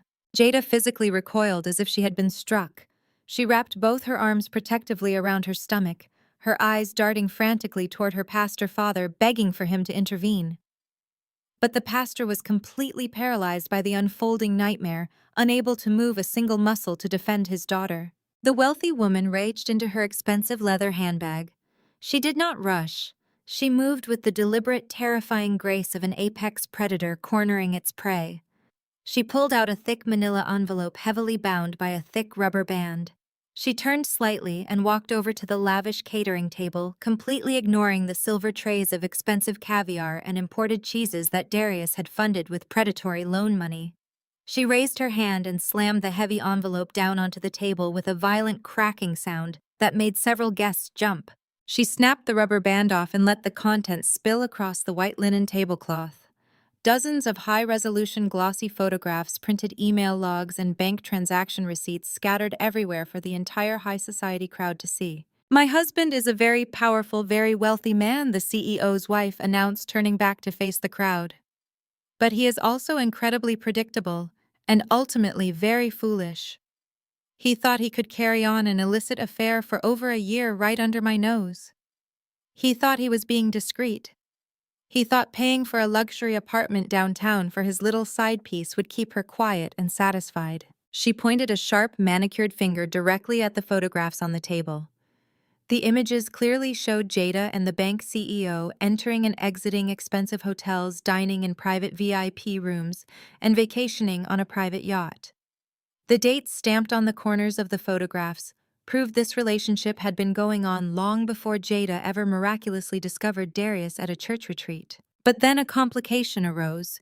She continued, her tone dripping with venom. The little side piece got careless. Or perhaps she got greedy. She ended up pregnant. My husband panicked. A child out of wedlock would trigger a massive corporate scandal, a brutal divorce, and a morality clause violation that would strip him of his executive compensation package. So he did what wealthy, desperate men always do. He bought a solution. The woman reached into the pile of documents on the catering table and pulled out a certified medical clinic receipt alongside a printed bank transfer confirmation. She held them up high, ensuring the pastor and the church deacons could see the bold black numbers printed on the paper. "He paid you a massive lump sum of cash, Jada, to keep his name completely off the birth certificate," the CEO's wife declared, stepping forward and cornering the terrified mistress against the stone fireplace. "He funded your lifestyle and ordered you to find a convenient fall guy immediately. You needed someone who was desperate enough to believe you loved him, someone who was stupid enough to accept a sudden pregnancy without asking too many questions, and someone who cared so much about his social standing that he would blindly welcome a pastor's daughter into his life to boost his own image. The entire room turned their heads in perfect unison to look at Darius. He was still kneeling on the cold Italian marble floor, but his tears had completely stopped. His jaw hung slack, his eyes wide with a horrified dawning realization. The puzzle pieces were aggressively slamming together in his mind. You needed a gullible status-obsessed subordinate who was easy to manipulate, the CEO's wife said, looking down at Darius with profound pity. And my husband pointed you directly toward his most arrogant regional manager. Darius was the perfect target. He was a quintessential mama's boy, desperate to prove his manhood to a mother who demanded perfection. He was desperate to escape a fiercely independent wife who made him feel financially insecure. You targeted him, Jada. You played the sweet, innocent virgin at the church retreat. You stroked his fragile ego, you told him he was a king, and you convinced him that another man's child was his ultimate legacy. Jada could no longer maintain the innocent facade. The sheer weight of the absolute, undeniable proof crushed her entirely. She broke down into violent, ugly sobs, covering her face with her hands. Her knees gave out and she slumped against the fireplace, weeping loudly and shaking her head in a desperate, futile attempt to deny the reality that was laid out on the catering table. But nobody was rushing to comfort her. There was no sympathy left in the room. The pastor stepped forward, his hands trembling violently. He walked over to the catering table and picked up one of the medical receipts and a photograph showing his daughter kissing a married man twice her age. The esteemed spiritual leader of Greater Hope Fellowship, a man who had preached countless sermons about purity, honesty, and the sanctity of marriage, stared at the physical evidence of his daughter's profound corruption. He had spent the entire evening boasting to city council members about the holy union between his perfect daughter and this wealthy banking executive. He had looked down his nose at me, believing I was a bitter, discarded woman who failed to keep a good man. Now the pastor realized he was the ultimate fool. His daughter was an extortionist, a fraud, and a mistress who had accepted hush money to deceive a gullible man. The public humiliation was absolute. He dropped the photograph back onto the table, his chest heaving with deep, agonizing breaths. He looked at Jada crying on the floor and turned his face away, entirely unable to bear the sight of the shame she had brought upon his ministry. The church mothers who had previously praised Jada now looked at her with pure, unadulterated disgust, muttering harsh judgments under their breath. Down on the marble floor, the full catastrophic reality finally hit Darius. The eviction, the federal banking suspension, the frozen accounts, the $85,000 of stolen credit, the predatory title loan that funded this extravagant party. He had literally destroyed his entire existence. He had sacrificed his marriage to a wealthy, independent woman who built him a luxury home. He had committed federal wire fraud and lost a lucrative banking career. He was about to be homeless and bankrupt. And he had done every single bit of it for a baby that did not even carry his DNA. He had thrown away his entire life to be the designated fall guy for his own boss. Something deep inside Darius completely snapped. The grief and humiliation vanished instantly, replaced by a blinding feral rage. He scrambled up from the floor, his expensive suit wrinkled and ruined. His eyes were wild, heavily bloodshot, and completely crazed. He lunged toward the fireplace, closing the distance between himself and the sobbing mistress who had ruined him. "You lied to me!" he screamed, the sound tearing from his throat like a wounded animal. He stood over Jada, his fists clenched at his sides, shaking with violent fury. "I gave up my house for you. I drained my accounts for you. I bought you that car. I bought you that ring. I threw away my wife because you told me I was going to be a father. You used me. You set me up." He reached down to grab her arm, demanding she look at him, but he severely underestimated the vicious survival instinct of the woman he had invited into his life. Jada was no longer playing the sweet, submissive church girl. Her back was against the wall, her secret was exposed, and her father had just turned away from her. She had absolutely nothing left to lose, and she was not about to let a broken, defeated man scream at her in front of a crowd. Jada scrambled to her feet, pushing Darius's hand away with aggressive force. Her tear-stained face twisted into a mask of pure ugly malice. She looked at the man who had sacrificed everything for her and felt absolutely zero remorse. "Do not you dare touch me!" she shrieked, her voice dripping with absolute venom. She raised her hand and delivered a brutal, resounding slap directly across Darius's face. The sharp crack echoed loudly through the tense foyer, making Mama Shirley gasp in horror. Darius stumbled back, clutching his stinging cheek, his eyes wide with shock. "You think you are a victim?" Jada screamed, taking a step forward and backing him down. "You are just a pathetic, easily manipulated fool. You walked around here acting like a king, acting like you owned this mansion. You bought me that Tesla to show off to the deacons like you were a real boss. But you are nothing. You are a broke, unemployed loser renting a house from your own wife. You could not even afford the catering for this stupid party without begging a loan shark. You wanted a trophy to make you feel like a man because you knew you would never measure up to a woman like Nia. You played yourself Darius. You were just a rented mule holding my bags while the real boss paid the bills." The brutal honesty of her words was a fatal strike to his already demolished ego. Jada stripped away his final shred of dignity right in front of the community he had sacrificed his life to impress. Darius stood there completely paralyzed, his chest heaving, the red handprint burning brightly on his cheek. He had absolutely no defense. Every single word she screamed at him was the undeniable truth.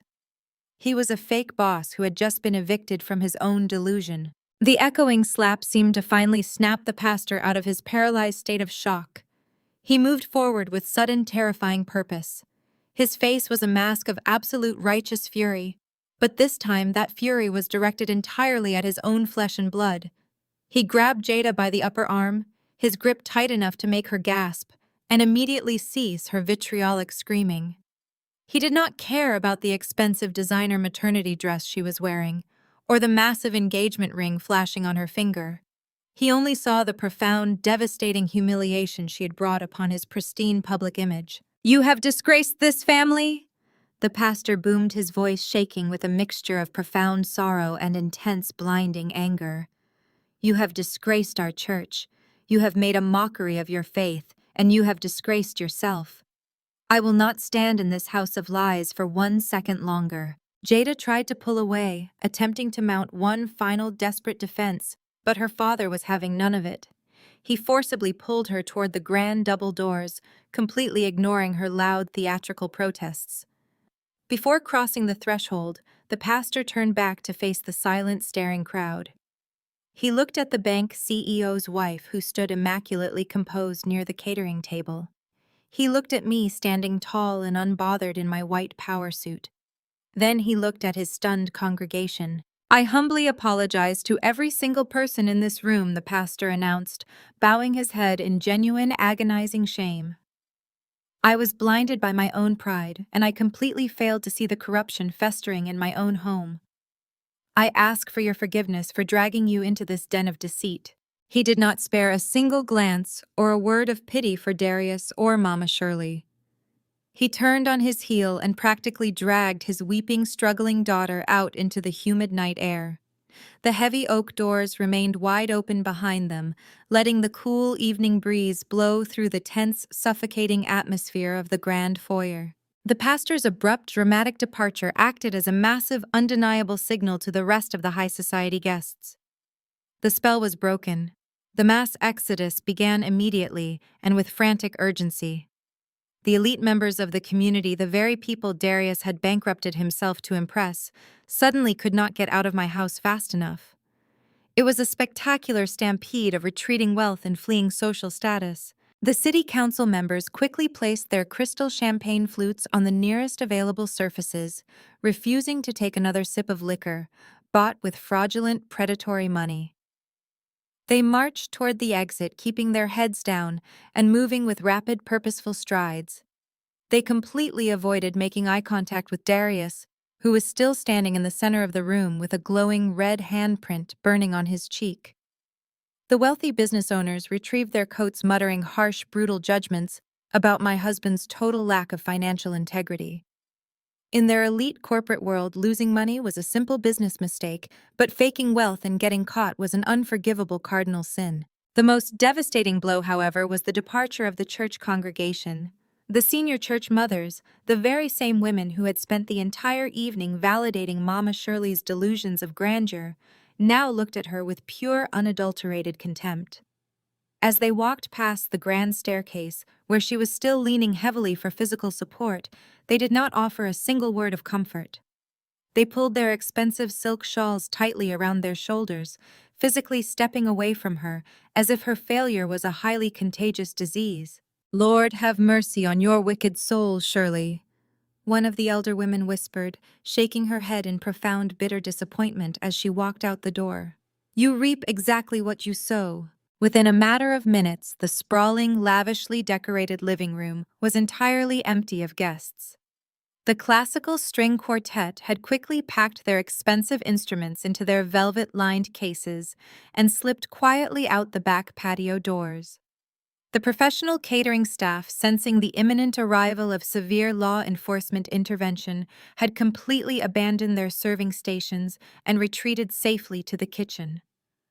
The towering arrangements of white imported roses and the custom-carved ice sculpture now stood as mocking monuments to a fake empire that had just been utterly annihilated. The only people left in the massive grand foyer were the armed police officers, Jamal, the CEO's wife, who gave me a sharp, respectful nod before gracefully exiting the premises, and the two broken frauds who had tried to steal my life. Sheriff Davis stepped directly into the center of the room, his heavy boots echoing with undeniable, crushing authority. He looked at the massive custom floral archway, the premium catered food left rotting on the tables, and then down at Darius. The veteran lawman had absolutely zero patience for corporate criminals who abused women. "The show is officially over," Sheriff Davis announced, his voice carrying the hard metallic edge of the law. He unclipped his radio, communicating briefly with the deputies stationed outside to securely lock down the perimeter of the estate. Then he turned his attention strictly to Darius and Mama Shirley. "I am executing a lawful court-ordered eviction. You have exactly 30 minutes to pack whatever essential clothing and basic toiletries you can carry in your own two hands. That is it. Your time starts right now." Darius blinked, looking around the expansive room as if he could not fully comprehend the English language. 30 minutes. He stammered, his voice cracking pathetically. "That is impossible. I have furniture here. I have a closet full of expensive custom-tailored suits.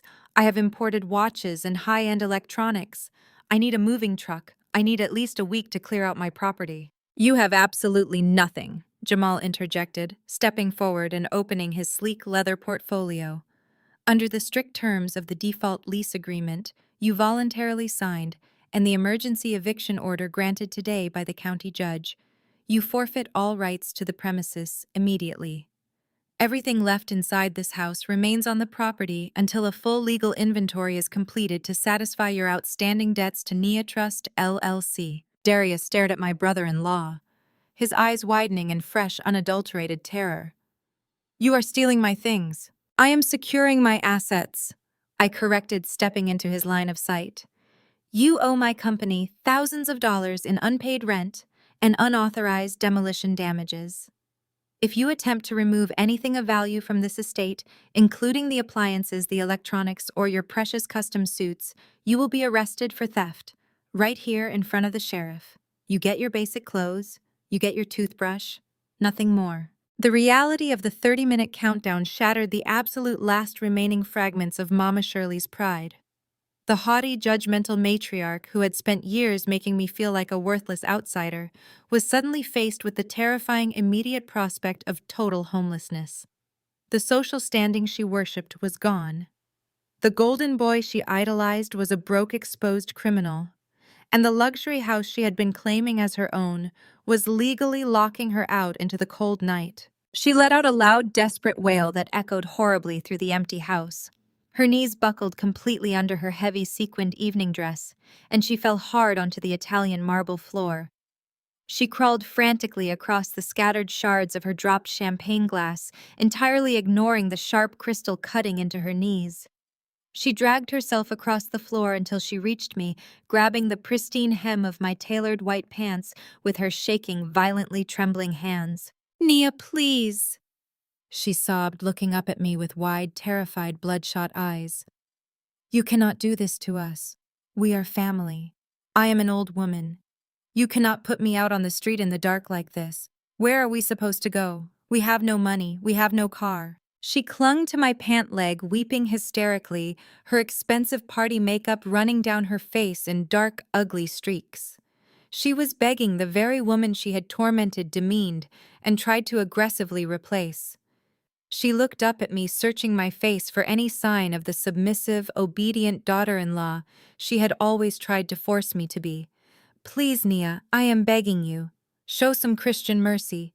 Give us a few days. Do not throw us out like garbage." I looked down at her, clutching my ankles. I felt no anger. I felt no sadness. I felt absolutely zero sympathy. I looked at her desperate, tear-stained face and remembered the countless nights she had casually mocked my miscarriages at the dinner table. I remembered the smug, victorious smile on her face when she stood in this exact same foyer and told me to walk out into the cold, because God was finally replacing me with a better, more fertile woman. I calmly reached down and peeled her trembling, sweaty fingers off my clothing. I took a deliberate, careful step back, ensuring my white power suit remained completely immaculate and untouched by her desperation. "You told me God had ordained my departure." "Shirley?" I said, my voice icy flat and entirely devoid of any human warmth. "Consider this your rapture." I turned my back on her, leaving her sobbing on the floor, and looked at Sheriff Davis, giving him a single sharp nod. "Start the clock," I commanded. The sheriff signaled his deputies, pointing toward the sweeping staircase. "You heard the lady. 29 minutes left. Move it right now, or you leave with nothing but the clothes on your backs." I stood back, crossing my arms over my chest, and watched with absolute quiet satisfaction. Darius and Mama Shirley scrambled frantically up the sweeping mahogany staircase, tripping over their own expensive shoes. The great regional bank manager and the undisputed queen of the church congregation were reduced to sprinting desperately through my hallways. They had 30 minutes to stuff their wrinkled, basic clothing into black plastic trash bags before the police literally dragged them out into the dark, unforgiving night. The 30 minutes passed with agonizing precision. I stood in the grand foyer alongside Jamal and Sheriff Davis, listening to the frantic, heavy footsteps pounding across the second floor. The sounds of doors slamming, drawers being ripped open, and hangers snapping resonated through the quiet house. Darius and Mama Shirley were experiencing the terrifying reality of a hard deadline. There was no time to carefully fold designer garments or pack expensive colognes. They were literally shoving their basic survival items into heavy-duty black plastic construction bags that one of the deputies had graciously provided from his patrol vehicle. When the 29-minute mark hit, Sheriff Davis looked at his watch and nodded to his deputies. The officers marched up the sweeping mahogany staircase, their heavy boots signaling that time was officially up. I heard the deputies order them out of the bedrooms, barking commands that completely shattered whatever remaining dignity my ex-husband possessed. Moments later, Darius and Mama Shirley appeared at the top of the stairs. It was a spectacular portrait of absolute defeat. Darius, the great regional bank manager, was sweating profusely through his expensive tailored suit. He was dragging two bulging black trash bags behind him. One of the bags caught on the edge of a marble step, tearing open slightly and spilling a few pairs of basic socks onto the landing. He scrambled to shove them back inside, looking like a panicked scavenger rather than a corporate executive. Mama Shirley followed closely behind him. Her elaborate hairstyle was completely ruined, her expensive evening gown wrinkled and stained with tears. She carried a single trash bag struggling under its weight, her face pale and entirely devoid of her usual haughty arrogance.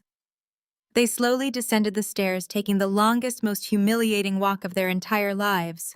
They reached the bottom of the staircase and stood in the center of the foyer. Darius refused to make eye contact with me. He kept his gaze fixed firmly on the floor, completely unable to face the woman who had just orchestrated his absolute downfall. Mama Shirley was quietly weeping, her shoulders shaking as she clutched her plastic bag of belongings.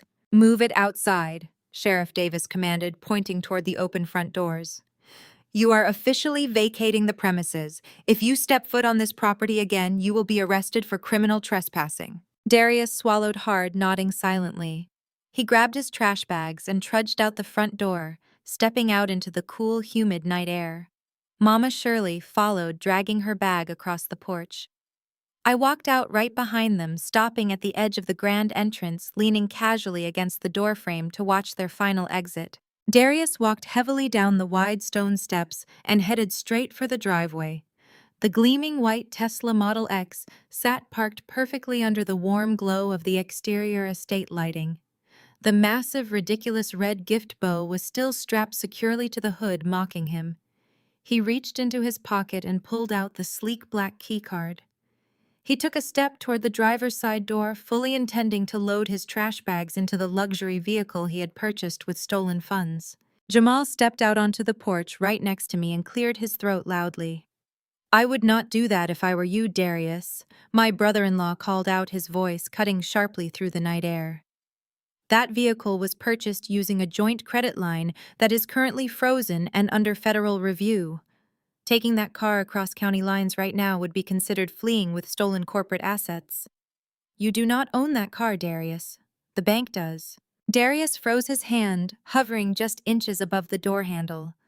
He slowly lowered his arm, the reality of his complete financial paralysis hitting him all over again. He could not drive the Tesla. His personal car had been signed over to a predatory title loan shark. He was standing in the driveway of a multi-million-dollar estate with absolutely zero transportation. He dropped his hand and let the keycard slip from his fingers onto the concrete driveway. He was utterly trapped. Just as Darius bent down to pick up his trash bags, preparing to walk down the long private road on foot, the quiet neighborhood was suddenly illuminated by a new set of aggressive flashing lights. Two dark, unmarked sedans and a heavily armored black police SUV turned sharply into the driveway. Their tires screeched against the pavement as they blocked the entrance, completely sealing off any possible escape route. The doors of the vehicles swung open in perfect synchronization. Four plainclothes detectives wearing heavy tactical vests with the letters FBI and Financial Crimes Division printed boldly in stark white lettering stepped out onto the concrete. They moved with a terrifying, unyielding purpose that made even Sheriff Davis's deputies step back to give them room. Darius dropped his trash bags. They hit the driveway with a dull, pathetic thud. He took a stumbling step backward, his hands automatically raising into the air. Darius Henderson, the lead detective, barked, his voice booming across the manicured lawn. The detective did not ask a question. He stated the name like a finalized death sentence. "Yes," Darius whispered, his voice shaking so violently it was barely audible over the idling engines of the police cruisers. The detective marched directly up to my husband, pulling a thick, folded document from his tactical vest. "Following an expedited internal audit by your employer and the subsequent federal compliance review, we have a warrant for your immediate arrest. You are being charged with multiple counts of corporate embezzlement, unauthorized executive system overrides, and felony wire fraud regarding the theft of $85,000 from a secured joint equity line." Mama Shirley let out a blood-curdling scream. She dropped her trash bag and lunged toward the detective, grabbing at his heavy tactical vest. "You cannot take my son!" she wailed, her voice cracking with pure desperation. "He is a good man. He is a bank manager. There has been a terrible mistake. Please, he did not steal anything." "Step back, ma'am." The detective ordered, his tone completely devoid of sympathy. He firmly pushed Mama Shirley away and signaled to his partner. The second detective moved behind Darius, grabbing his arms and aggressively twisting them behind his back. The sharp, heavy metallic click of steel handcuffs locking around my husband's wrists echoed loudly in the quiet night air. The sound was absolute perfection. It was the physical manifestation of karma finally catching up to a man who had spent his entire life running from accountability. Darius did not fight. He did not struggle. The sheer weight of the federal charges completely broke whatever fragile spirit he had left. His knees sagged, and the detectives had to physically hold him up by his arms to keep him from collapsing onto the concrete driveway. They began reciting his Miranda rights, their voices blending into a rhythmic legal chant that officially signaled the end of his career and his freedom. You have the right to remain silent. Anything you say can and will be used against you in a court of law. As they spun him around to march him toward the back of the armored police SUV, Darius looked up. His terrified, bloodshot eyes found me standing perfectly composed on the grand porch. The arrogant pride was completely gone. The cruel, mocking smirk he had worn when he threw me out of the house was entirely erased. In its place was nothing but pathetic, desperate begging. "Nia," he cried out, his voice cracking as tears streamed down his face.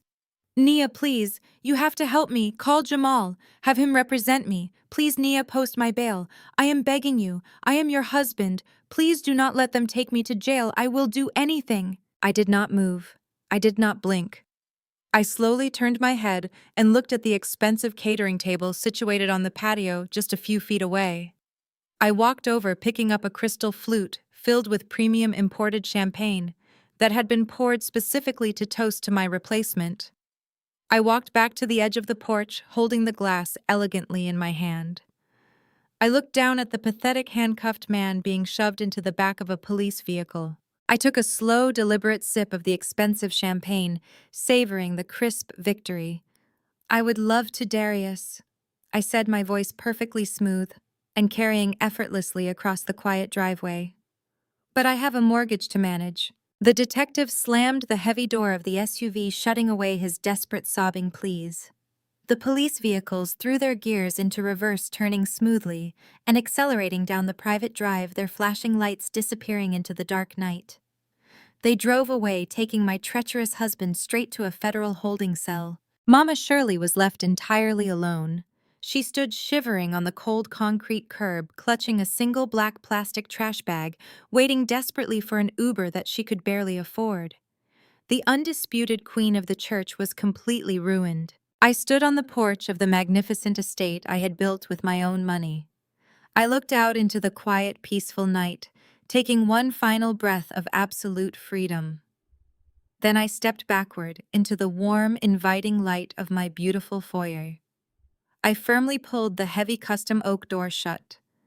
The deadbolt engaged with a loud, heavy click, echoing loudly into the night, signaling that I was finally unequivocally home. 1 year later, the morning sun poured through the massive floor-to-ceiling windows of my fully redecorated living room. The heavy, oppressive energy that used to suffocate this house was completely gone. In its place was a bright, vibrant sanctuary filled with lush green plants, modern art, and the rich aroma of freshly brewed Ethiopian coffee. I sat comfortably at the new quartz kitchen island, passing a plate of warm pastries to my sister Zoe and her husband Jamal. We were enjoying a quiet, peaceful Sunday morning, a stark contrast to the absolute chaos that had erupted in this exact room 12 months prior. "Can you believe it has already been a full year?" Zoe asked, taking a slow sip of her coffee and looking around the pristine space. "It feels like an entire lifetime ago that we were standing in the driveway watching the FBI haul Darius away in handcuffs." I smiled, leaning back in my ergonomic chair. It feels exactly like a lifetime ago, because I am not the same woman I was back then. I shed that entire fraudulent life the second that heavy oak door clicked shut. Jamal adjusted his designer glasses, opening a sleek digital tablet on the marble counter. "Well, the legal system certainly has not forgotten him," he noted, his tone carrying that sharp professional satisfaction. "Darius officially transferred to the federal penitentiary in Atlanta last month. He took a rigid plea deal for the wire fraud and embezzlement charges to avoid a lengthy, highly publicized trial. He is currently serving a mandatory 2-year sentence in a concrete cell. He has no tailored suits, no luxury cars, and absolutely no regional manager title to hide behind.